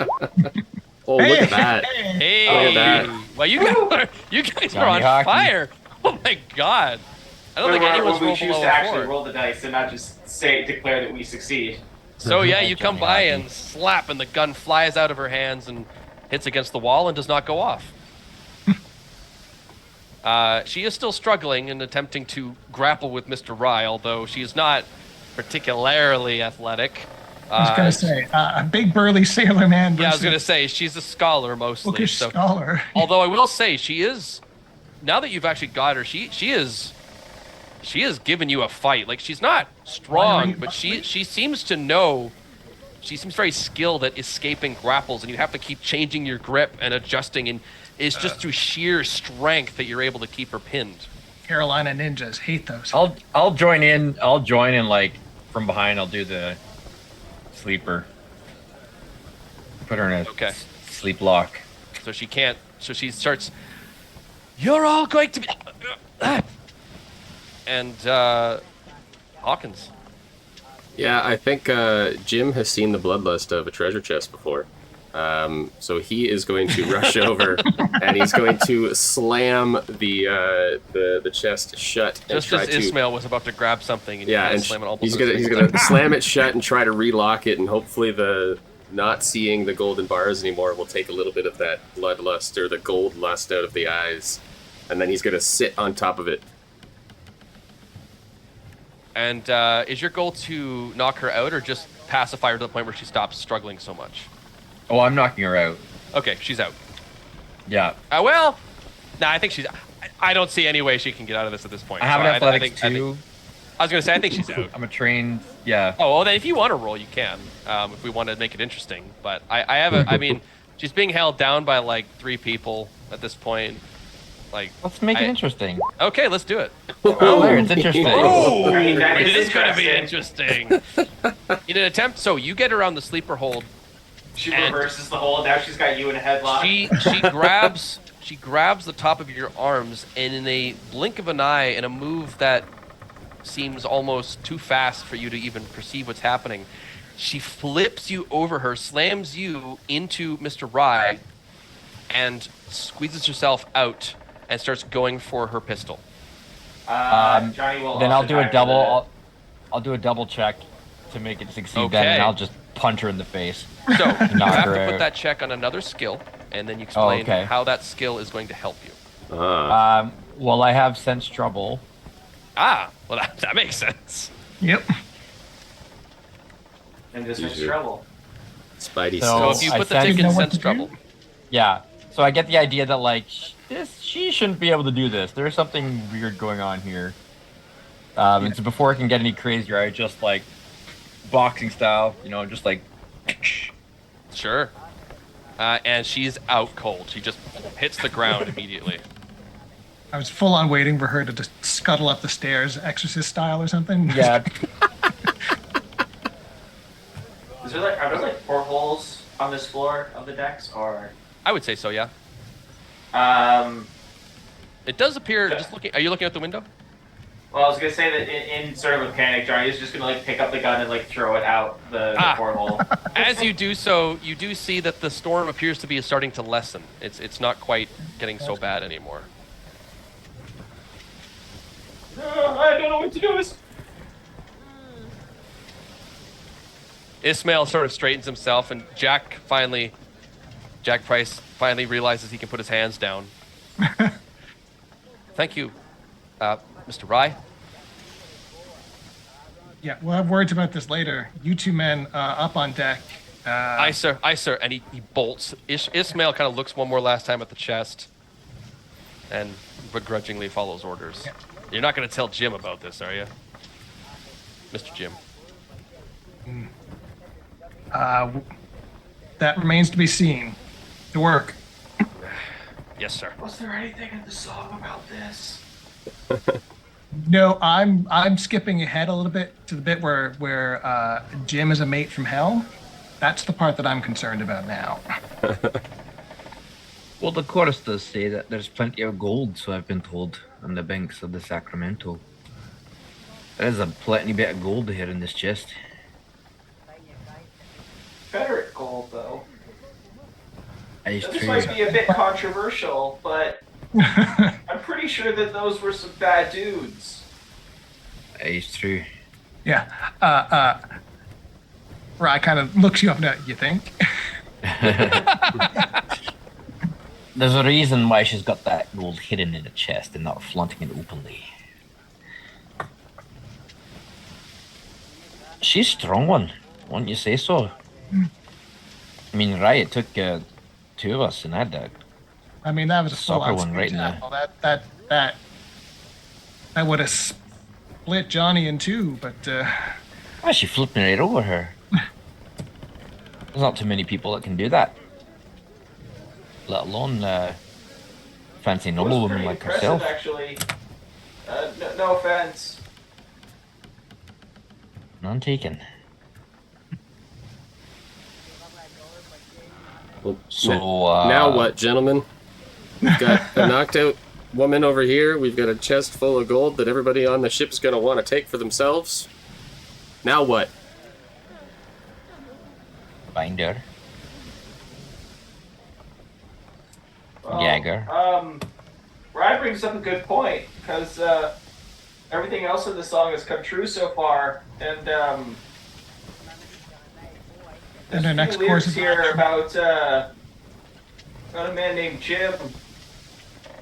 Does that mean that we can't trust Mr. Jim with this information either? I think what that means is when we go up the food chain to talk to Mr. Jim, we'll find out what's going on, Mr. Jim. And I think the four of us should go together. This splitting up thing is not working out well for us. We seem to be the only ones with our heads screwed on straight, the only ones who care, who know that we've got a script. And I, again, pull out my recording of the sea shanty. We've got a script. Anybody- Let's follow this. Anybody got any Alright. broken ribs yet? Johnny's gonna pick up his mop and, holding it like a rifleman's musket, is going to follow behind Rye. So just to be clear, are you tying up Miss Ewing? I would assume Ah, so. yes. For now. If nobody else is even, Okay. I definitely am. And so as you do that, Ethan, is there anything you just gonna tie her up and leave her there, or Oh no, I'm definitely giving her a pat down at this point too. Okay. Make I sure would she say. doesn't have a second pistol. So my. Well, that is the question, right? It's, Among other things. she doesn't seem to Dagger. have another pistol, but you do feel. I'll say just. Here's a question: has Ethan frisked and searched someone before? Yes. Okay, I kind of figured. As a spy, yes. You're so you check all the known places and you pull out what appears to be an official government badge that would be held by someone who is a secret agent, and inside is the markings of the U.S. Treasury.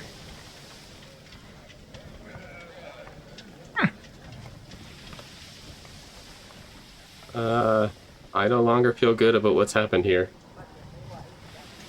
I think we should wake her up and help her. You want to help her? She's got Confederate gold. Yep. But she's the law. She did People that- also threaten to shoot us, so I don't think that we she's not the acted law. rashly. But she's got a badge. Aye, so She- do I of sorts. People that are of the law, they're the good people. They're not the bad people. They're the good people. Oh, you poor naive soul.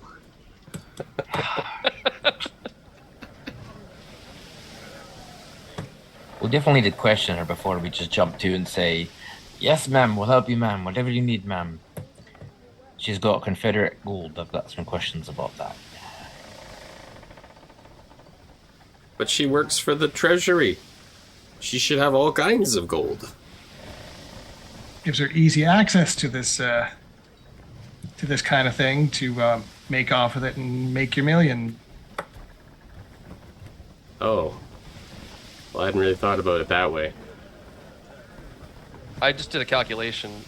In the 1880s, this much gold would have been worth 64,000 gold, Sorry, make your thousands.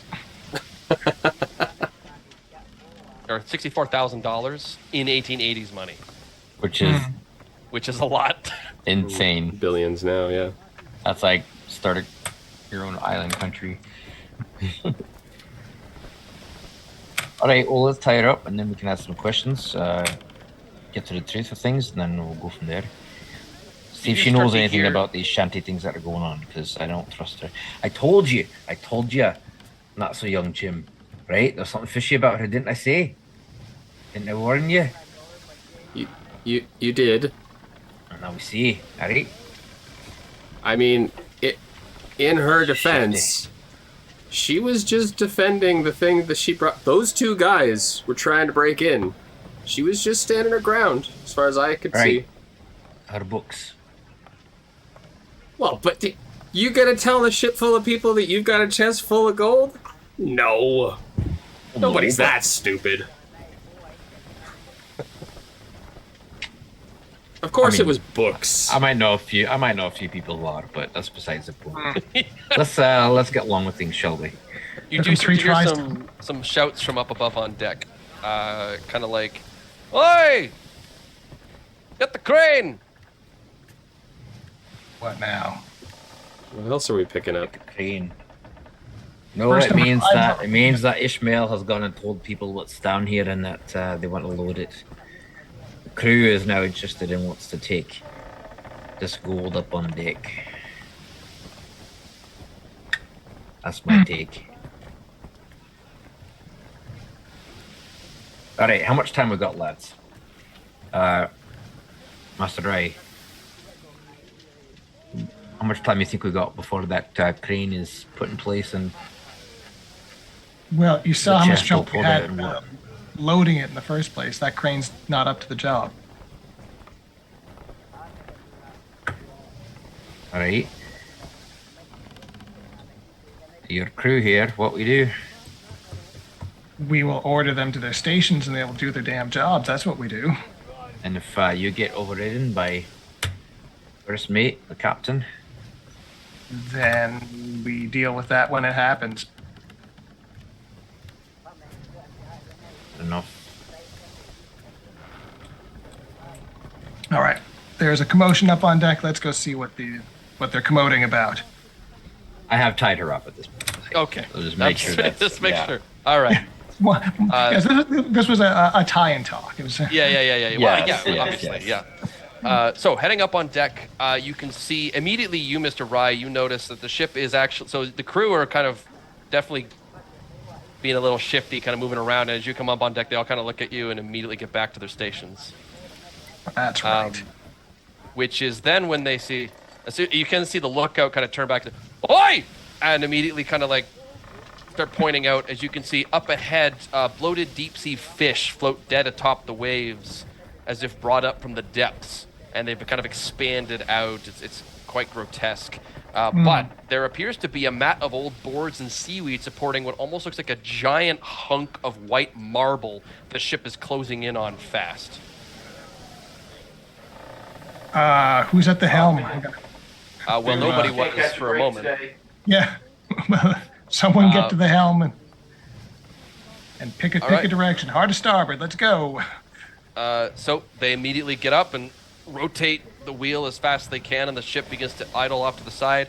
And you can see this giant slab of marble just kind of floats up at the top as the ship begins to move alongside it.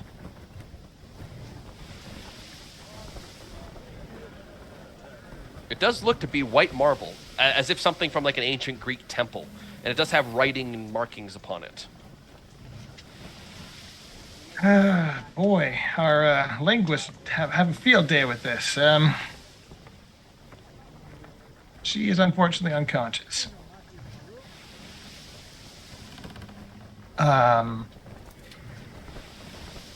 Is there any signs of the first mate or the captain at this point? Like, there's been some weird stuff going on. Not at the moment. They don't appear to be on deck, at least. Oh, but again, the crew does sort of, as soon as like you give them that order, they just sort of immediately turn, do that order, and just follow it almost robotically, and then kind of like sort of start to get back into the flow of things. You kind of get the feeling that whatever's going on right now, the people who aren't involved in writing down that shanty, they seem to be a little out of it. They're still themselves, but they're a little off. They're not quite as little loopy. Yeah. They're a little more. Wait, are we all spared by the fact that we wrote down the shanty? So we're not reliving it because we know what it is.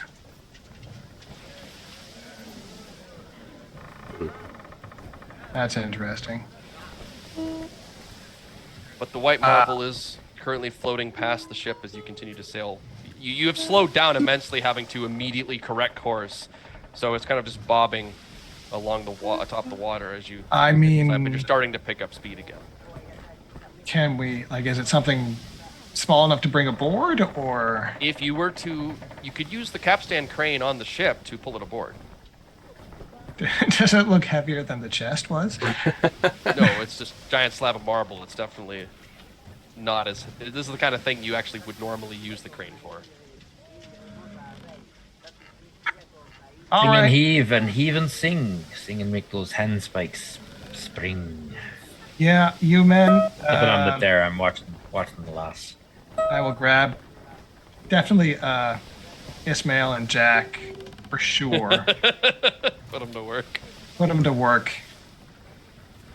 You're so interested in geology. Well, here you go, sons. And okay. Now, someone's going to need to go down to the slab to wrap the end around it. Who are you sending to do that?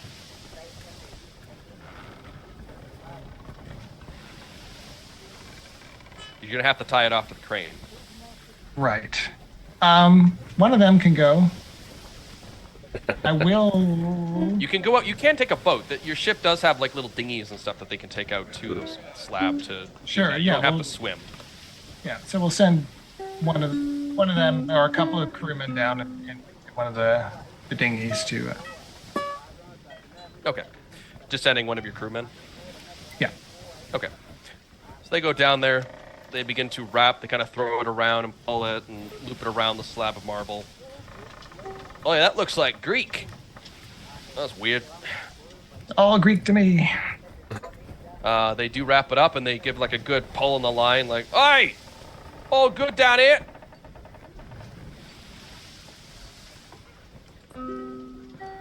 When it is on deck, I mean, I guess we can examine the writing. I Well, don't know so the here's meaning. the thing. So you get the crew, get their hand spikes into the capstan, and they begin pumping forward. You can hear the rapping and the creaking of the rope as it begins to pull up. When all of a sudden, from out of the depths, giant tentacles surge out of the foam and wrap themselves around the slab and pull back down into the ocean. Jeez. And the crew all lurch backwards as they struggle in the capstan, fighting against the tentacles pulling the marble down. Well, shit.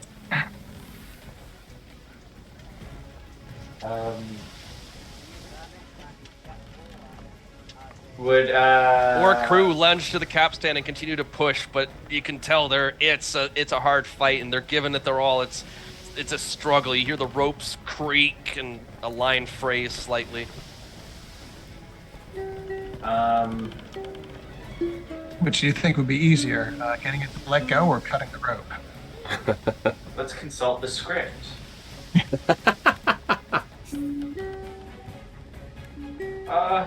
Break your arms and bend your backs. Heave and make your spare ribs crack.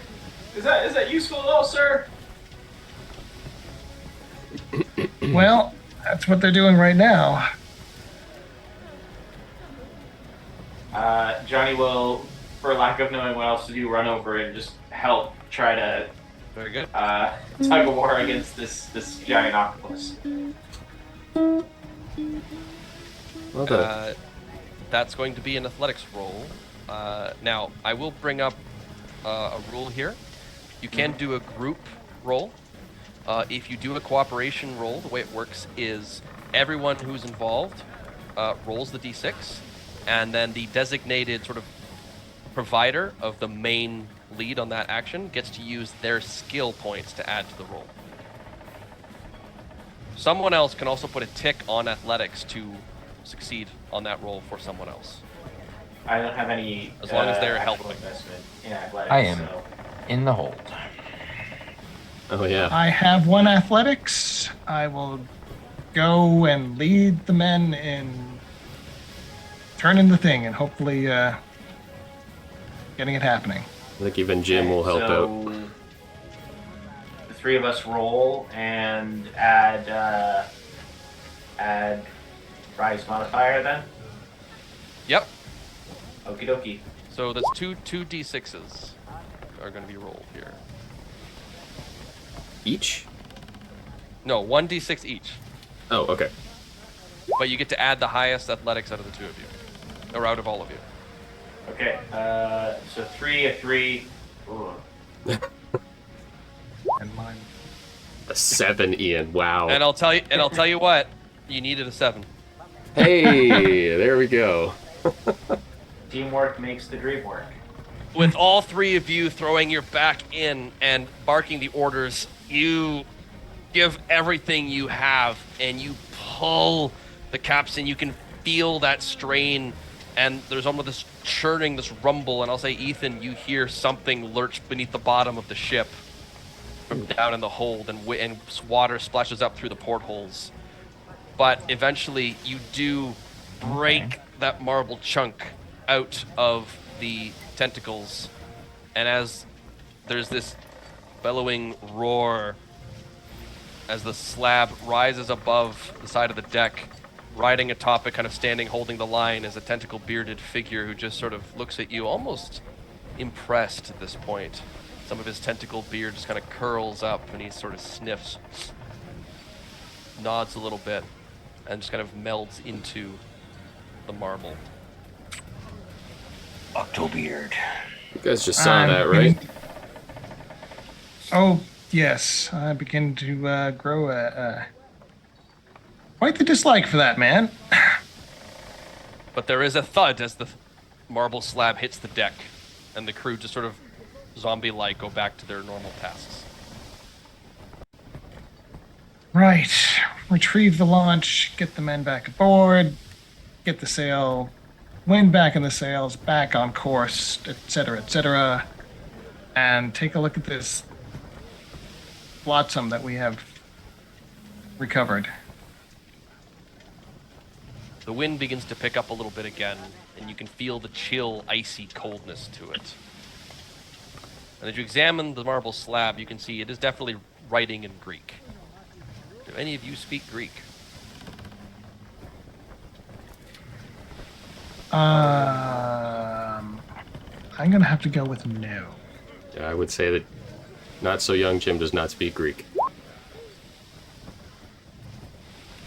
I am not there, but probably not. Yeah, okay. Yeah. I don't think Ethan Carlisle speaks Greek.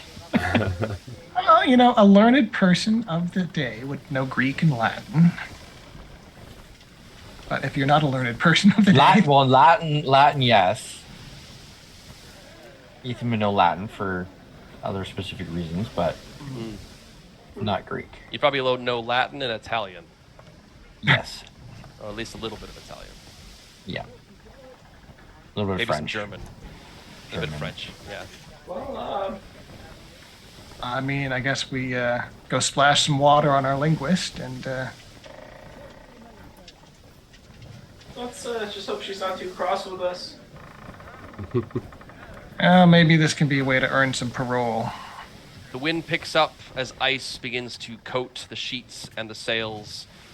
You begin to head down back to the hold as you see Mr. Jim kind of just, Mr. Rye, very good. I'll take over on deck for now. I think we need to get those, sails shortened up. Wind seems to be coming in a bit chilled. Go have a breather. Maybe take a sip of grog, eh? The words right from my mouth. Thank you, Mr. Jim. Of course. I'm relieved. As you were. And he heads his way up the stairs creaking with each footfall as he makes his way up.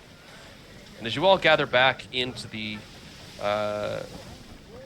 cargo hold and begin to arouse the unconscious Barbara Ewing, I think we'll take a short break. I'll sing a raunchy ditty to get her attention. Yes, how that works. And we'll be back in just a few minutes for the final act of Shanty Hunters. Oh no, final act, we're gonna die. We don't know that.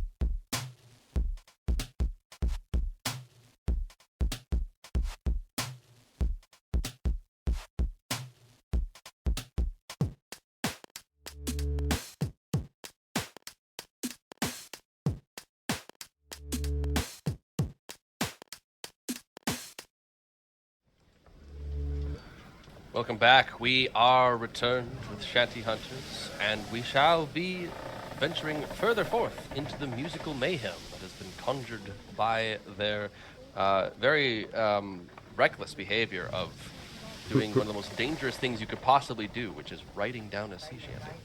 I just realized how visible my farmer scan is with this shirt. So apologies so much to the viewers. No, it's perfectly normal. Okay, man. Sailors Okay. would be. Yeah, it's from my times Yeah, on the I decks got of the roaring sea. I got you matched, buddy. Now, Oh, where yeah. we left off, you were going back down to the cargo hold where you have a unconscious Barbara Ewing, who you've learned is a secret agent of the U.S. Treasury, posing as a philologist, although she does appear to legitimately be a philologist. She is carrying a trunk full of Confederate gold. Yeah. So it is. You were going to wake her up because you just pulled a marble slab up with Greek lettering on it that none of you can read. So I believe you've just woken her up, and she sort of blinks, kind of removing the haze from her eyes. Oh, my head. It's the thieves. So, lass.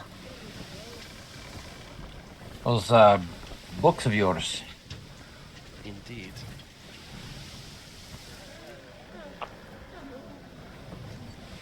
Care to share? Not that it's any of your business, but I am on a mission. It is imperative that gold makes its way to San Francisco. If any of it is stolen, those I work for will know that it was those of you upon the ship who have done so, and they will not stop until you are all hunted and tried. And why should we help a Confederate spy? Listen, gold is gold, and the Treasury will take whatever they can get.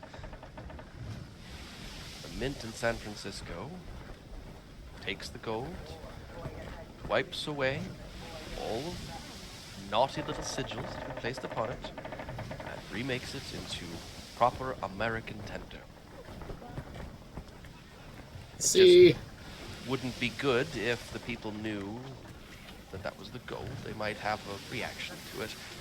Besides, piracy hasn't been a problem in decades, and if it's on the ship, it can't be robbed by a train. see, I Well, told before you, you call us, told you it all made sense. before you call us thieves, just know that we actually stopped that particular crewman who opened the chest and was looking to take something from doing something foolish. So Right, and I we presume thought we we'll be might as well punished. put things down. Well, you see, it's funny. Maybe you can help us with this. He doesn't seem to really know what he's doing. He seems in a bit of a trance. In fact, all the crew seem to be in and out of sorts. You wouldn't happen to know anything about that, would you? Gold fever, I would say. Oh, I've seen that before. What's your throat, Mr. Rye? Think she knows anything? I don't know. Do I think she knows anything? I would say, based on the way she reacted to the mermaid's song, she might be sort of half and half.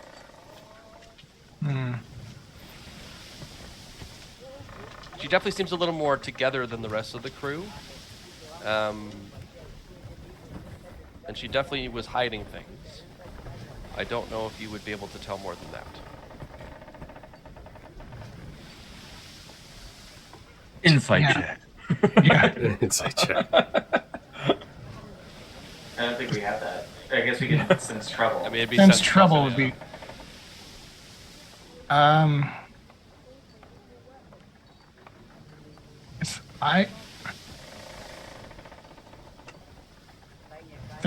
Actually, I'll take a second look at her credentials. They Could look just ask her legit. to or tell her, but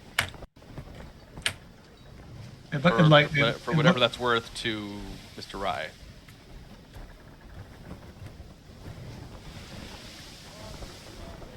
And I'm gonna sort of rummage through my stuff and pull out my letter Like,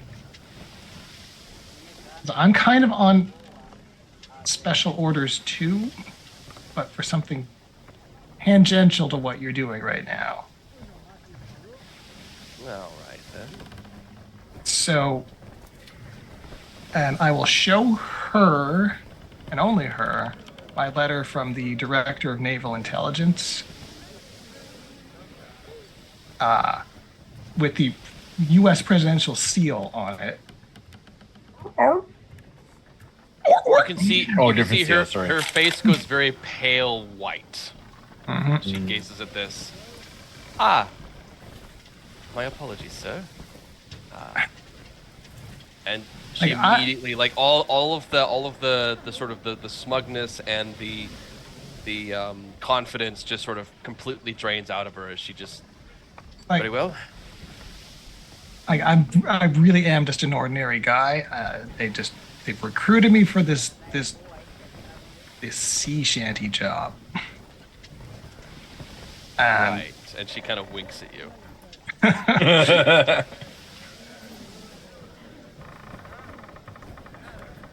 You know, when it was pitched to me, I didn't believe a word of it, but I'm starting to get on board a little bit here, as we say in the naval business. So listen, I think you're on the level. I know, I sure as hell know I am, and these other three seem to have their wits about them as well, and we're the only ones aboard who seem to. So let's untie the nice lady, get her to decipher our Greek statue. Oh, by the way, we brought aboard something Greek for you to read. It'll be a nice diversion after a good blow to the head. Right. Well, I do read Greek. I am actually a quite skilled philologist. Helps Well- with the cover story.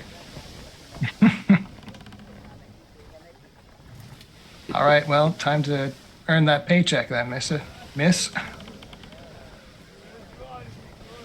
As you wish, sir. And she definitely. I would say for you, Ethan, like she had that fiery spirit in her, and she still seemed very aggressive and reluctant to do anything. But it seems to have been taken out of her as she gazed upon whatever it was that Mr. Rye flashed her.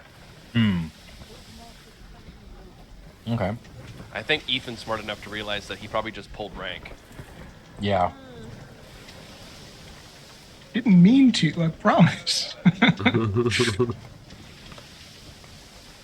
Assuming that Ask him everyone, about that.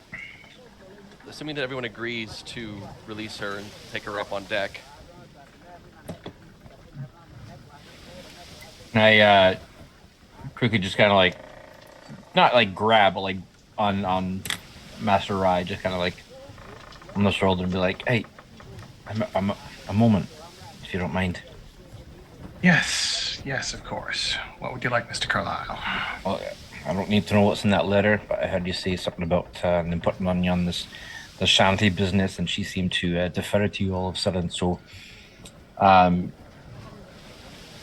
let me say, indirectly on behalf of Her Majesty and the benefactors that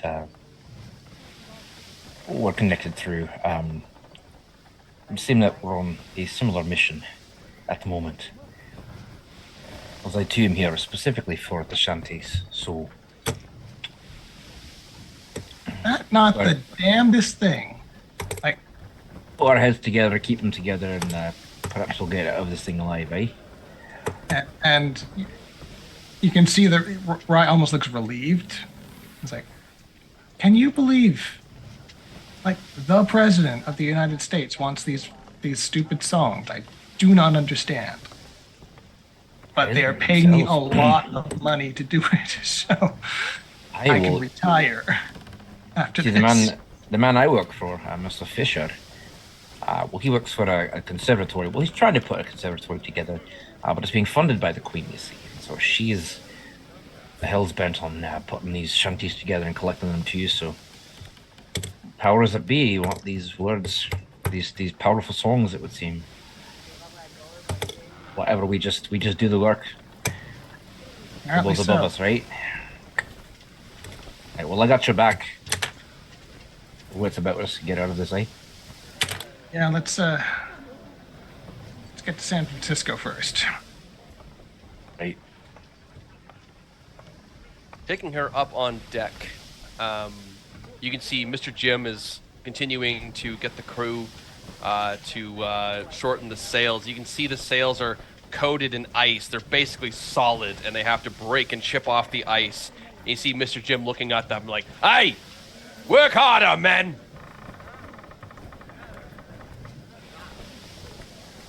Uh-oh. That's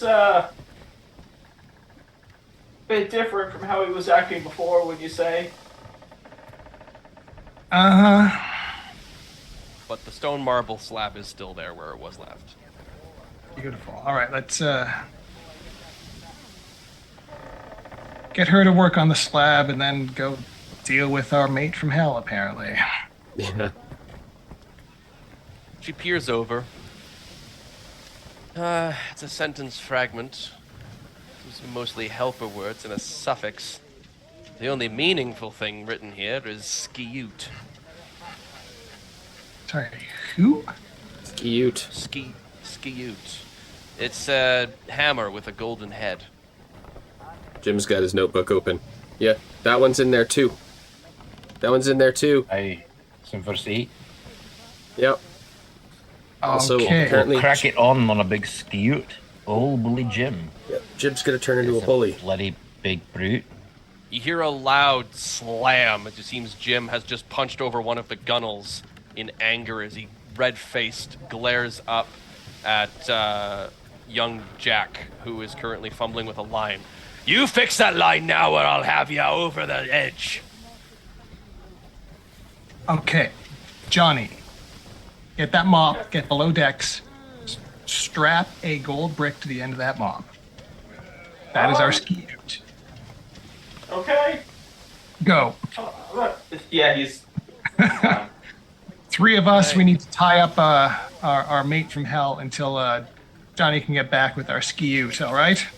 Can I get a sense trouble from those of you remaining upon deck? I sense trouble. I'm in sense danger. I don't. Jeez, what Ooh, is a this, Pathfinder? 6. Oof. Rolling like crazy. I know. Well, it had bound to happen sooner or later. So Rye and not so young Jim Hawkins, you notice that Mr. Jim's hands are clenched into gray, sort of shining fists, almost like they're made out of steel. Flakes of rust red, kind of peering along some of the knuckles. He's stomping about. The whole deck groans, and the ship lurches slightly with each boot fall that he does. As he stalks the deck, sailors begin to just flee from him, running in terror as he starts like just grabbing ropes and pulling on them and yanking them out of their stations and having them fall and hit the ground with loud thuds. All The right. breeze is beginning to worse as a frozen gale begins to oncome from the horizon. The ship starts to toss and turn, and without proper crewmen operating it, those of you of the seamanship variety, and possibly even Mr. Hawkins, know that this ship is going to capsize. I will call out Mr. Jim. He turns towards you, his face contorted into fury and anger as his eyes pierce into you. His huge, now double the size fists of pure iron raise as he starts lunging towards you. "I'll teach you to look at me, sir." Is it at this point that I arrive with the skioot? I don't know. I think it's going to take you some time to lash that. Give me a seamanship or a sea check. What the heck is that? Sure thing. Yeah, seamanship. Give him You a gotta- finangling check. Yeah, finambling. You gotta seamanship. You gotta get a good knot on that. I do have 1 point in seamanship. I'm going to Gotta bat spend what's that it? to succeed. As a frantic. No, what's it? I will say that you have created a skioot and are beginning to head your way up, but I'm curious to see what Mr. Rye is going to do with Santander Jim coming straight for him. I am going to tear a strip off of him. I'm gonna lean into the cruel and see if I can out cruel him. He's gone all nasty, and I'm gonna just lambaste him for taking the crew away from their stations. We're into a storm. The ship is going to founder, and it's going to be your fault. You lousy, no good for nothing. Lay about, and just on and on and on. Okay, I'll say give me class, because you're kind of appealing to the fact that he is failing in his duties. All right, here we go. Not great, not terrible. So say he does come up and you start leaning into him, and it makes him incredibly angry. He sort of just stops for a moment. He's kind of glaring at you as if he doesn't even believe what he's hearing. And I will say that he is going to lunge directly towards you as Johnny comes up with the mop, very sort of decently tied. I'll take a moment to appraise his work and look what thumbs up as him. And Do my best work under pressure, sir. as you come up on deck, the gold atop the mop begins to shine brilliantly, and Santander Jim goes to swing with his iron fist directly at Mr. Rye. So what I'm going to do here is we are going to just for fun and just to say we've done it, we are going to do a quick combat roll here. Right. Oh. Pasted. So the way this is going to work is you're going to roll athletics. All right. On a roll of 4 or higher, you succeed. Otherwise, you are incapacitated. All right.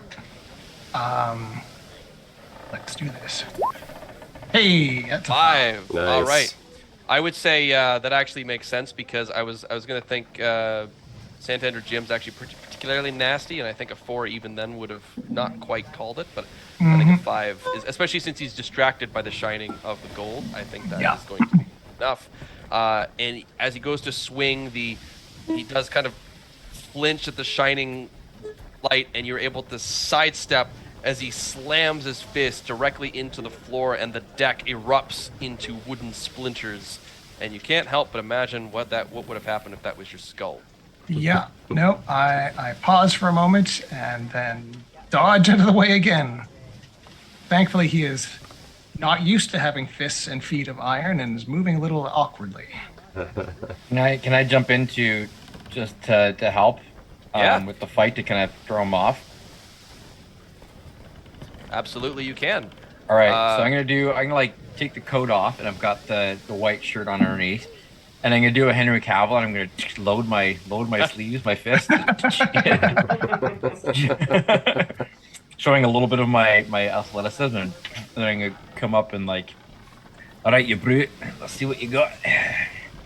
So to be clear on the plan, you're going to go straight for him, while Johnny kind of comes up behind with the ski-ute. Yeah. Okay. I'm trying to take his attention off of Johnny. Sounds good. So if you would like to and engage him, yeah. So we have 2 ways to do this. We can make a single athletics with kind of the group of you, so you can kind of provide him assistance to his role, or you can each make separate rolls, and we can kind of build what happens off of that. What do you think, lads? What should we do? What are the options? Sorry. So you can either do a cooperative where you both roll a d6 and you add the highest athletics to both of them, and then the highest roll is the successful one. Or you each make your own athletics rolls, and what happens depends on who rolls higher and lower and such and so forth.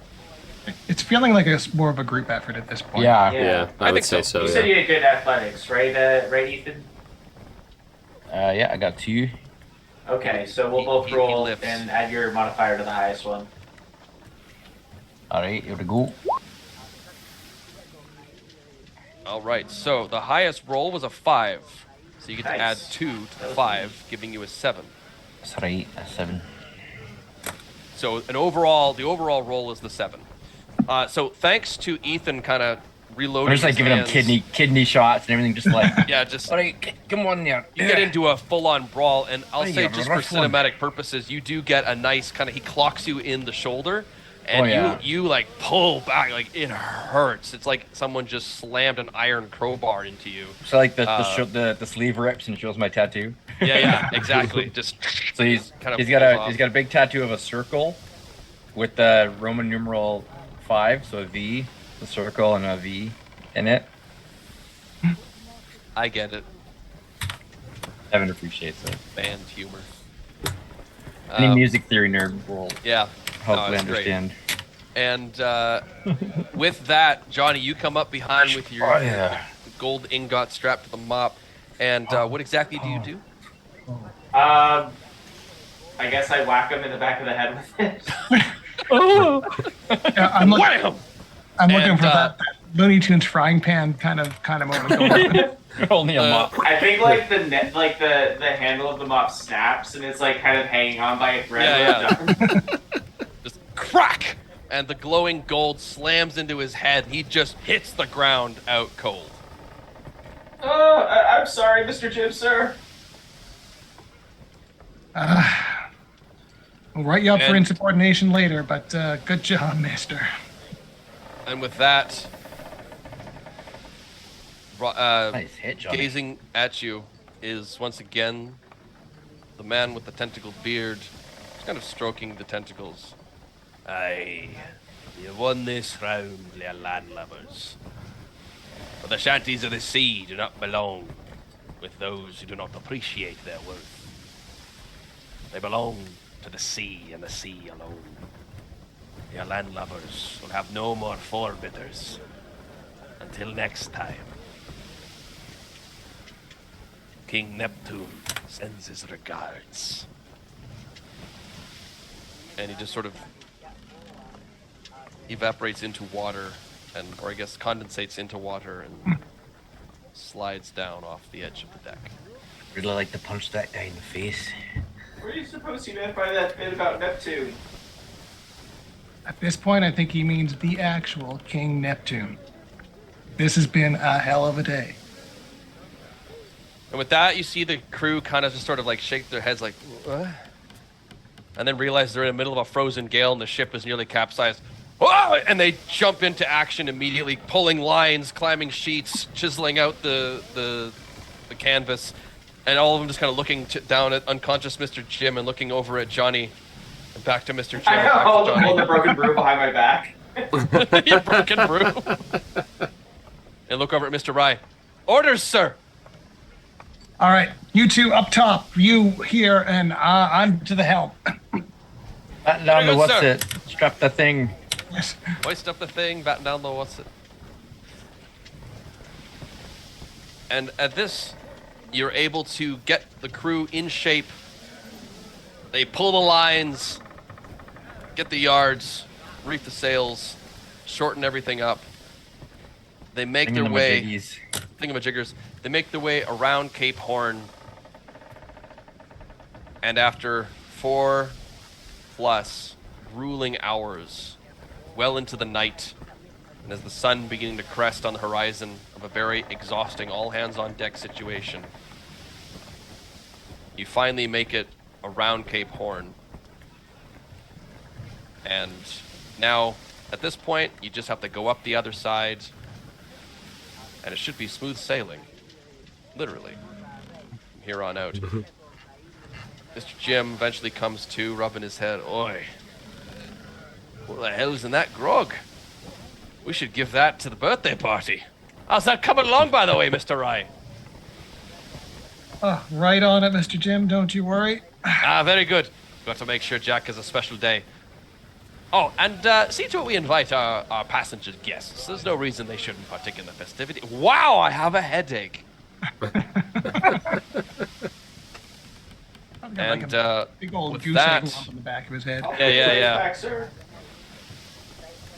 With that, the shanty ends its recapitulation, and it seems that things have returned to normal. You have recorded one of these lauded shanties of the sea for use either upon land or sea, forevermore in the history and the annals of humans and society. And though steam may overtake the sail, the legacy of the sea shanties will live on for decades to come, thanks to the efforts that you all have accomplished today. Until next time, when you write them down and King Neptune once again tries to end you all.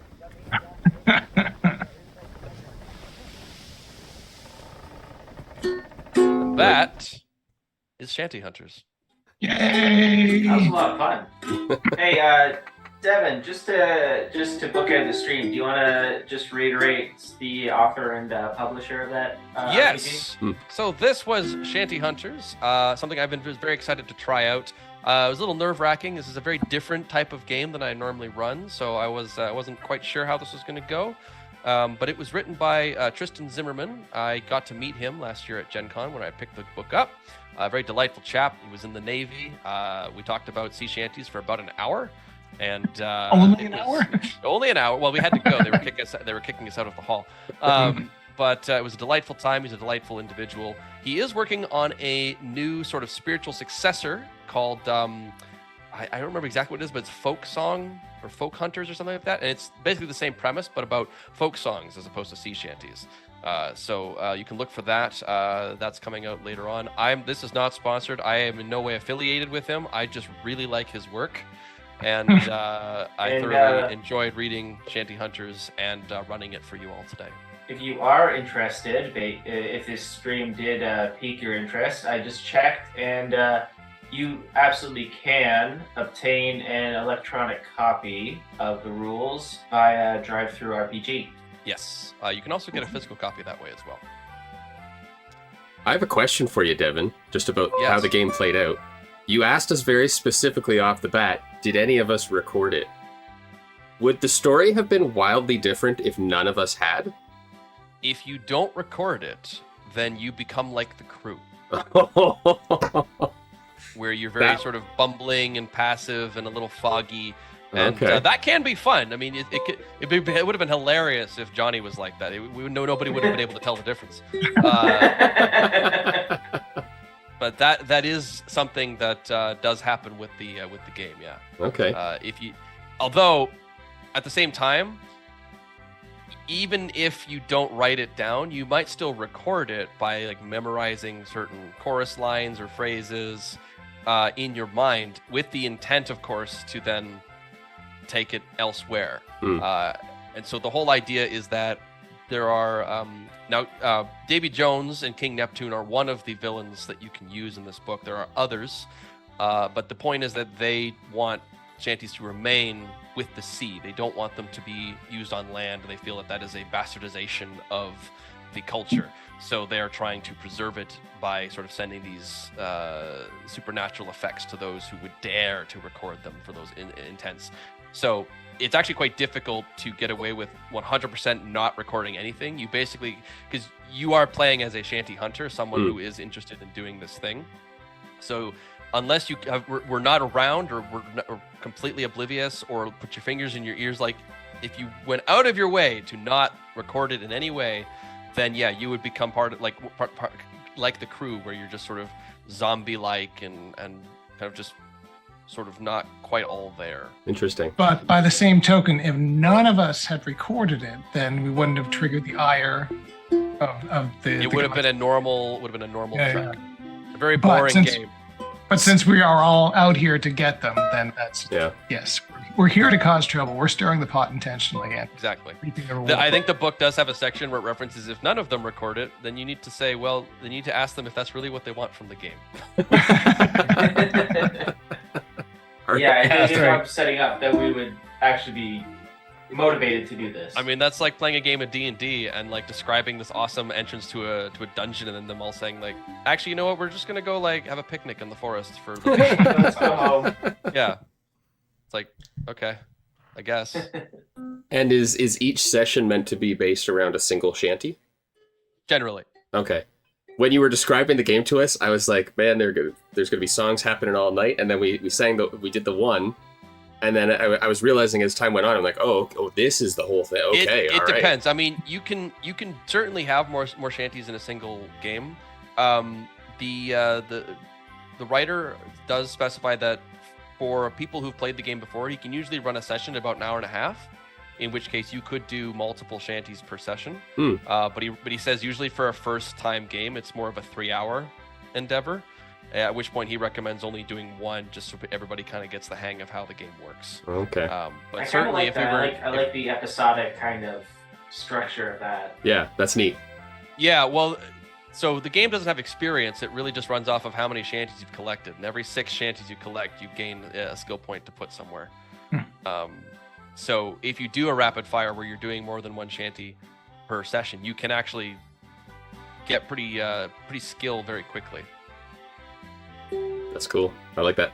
The thing is because all of the encounters are based off of kind of an interpretation of the shanty, the more shanties you do per session, the more work it is on the GM to have to like incorporate all these different encounters. And then you're probably not going to be able to include all of the phrases, so you have to kind of pick and choose one or two that you like from each shanty and kind of do. Or so like but there's any different way you could do it. And the book gives you lots of examples on if you're doing it with this villain, you can kind of take it this way. If you're doing it with this villain, you can kind of take it this way. And you can actually run multiple sessions with the same sea shanty that are completely different. Yeah, I can see that. Because the details there were vague enough that we could have gone different ways. Yeah. There's also a good amount of like if the players interpret something that you never even thought of, you're like, I mean, that's a good interpretation. Well, maybe we can do it again, throw another session in, because I think recapitulate consensus well, is it was so there is this really cool times, optional rule that I really like. If we were to ever play this again, there is a special power you now all have, which is that during any other session or any other recapitulation of a shanty, you can recite a line from a shanty you've already recorded, and then it have that manifest during the recapitulation. Now, you don't get to choose how it manifests, so it's kind of a bit of a monkey's paw situation in certain instances, but it's generally interpreted to be like, I see what you're going for here, and things can kind of work in that way. So you can sort of shanty on top of shanty, and in which case, at like later levels of the game, you are throwing songs all over the place that you're just using shanties to fight shanties and things like that. So what if the line of the shanty is like, and we all made it home okay? Then that's on my job. Then that's on me as the GM to try and figure out how to work with that. That's that thing happened that was dangerous, and we all made it to port okay. Before we go, should we announce what the plan is for next week? Yeah, Jack, you're doing a thing next week. What are you doing? I'm gonna be running another one shot. Tune in next time, and we're going to be playing Monster of the Week. Ooh, that's right. We're gonna go from Shanty Hunters to Monster Hunters. Have we done a Monster of the Week before? We have. We did one for Christmas. I think we lost the VOD on that one. The lost episode. That's the lost episode. That's on me. Christmas one back in the day. So no, it was on me fresh. actually. But yeah. Well, I'm excited for that. That'll be good. Join us next week for that as our summer series continues, and then when we get into August, I think we have some. I'm going to do one shot in there. I think Ian's going to do a one shot at the end of July. And then we're going to try and throw in a game day as well, a jackpot game. So more fun things are coming down the road. So yeah, stay tuned to join us for that. I am also planning on running. I don't know if I'll do it every Saturday, but I'm planning on running an art stream Saturday nights throughout the summer. Because I have to redraw our characters because a lot has changed since session 1. A lot has changed. And I've only redrawn Flick, so I gotta get on it. Our time skip. Yep. So we'll throw some info for that into the Discord as well. So definitely join the Discord if you want to keep up to date with what is happening each week. We'll put the schedule as we know it in there as well. I should have done that before, but I didn't think about it. But we will do that.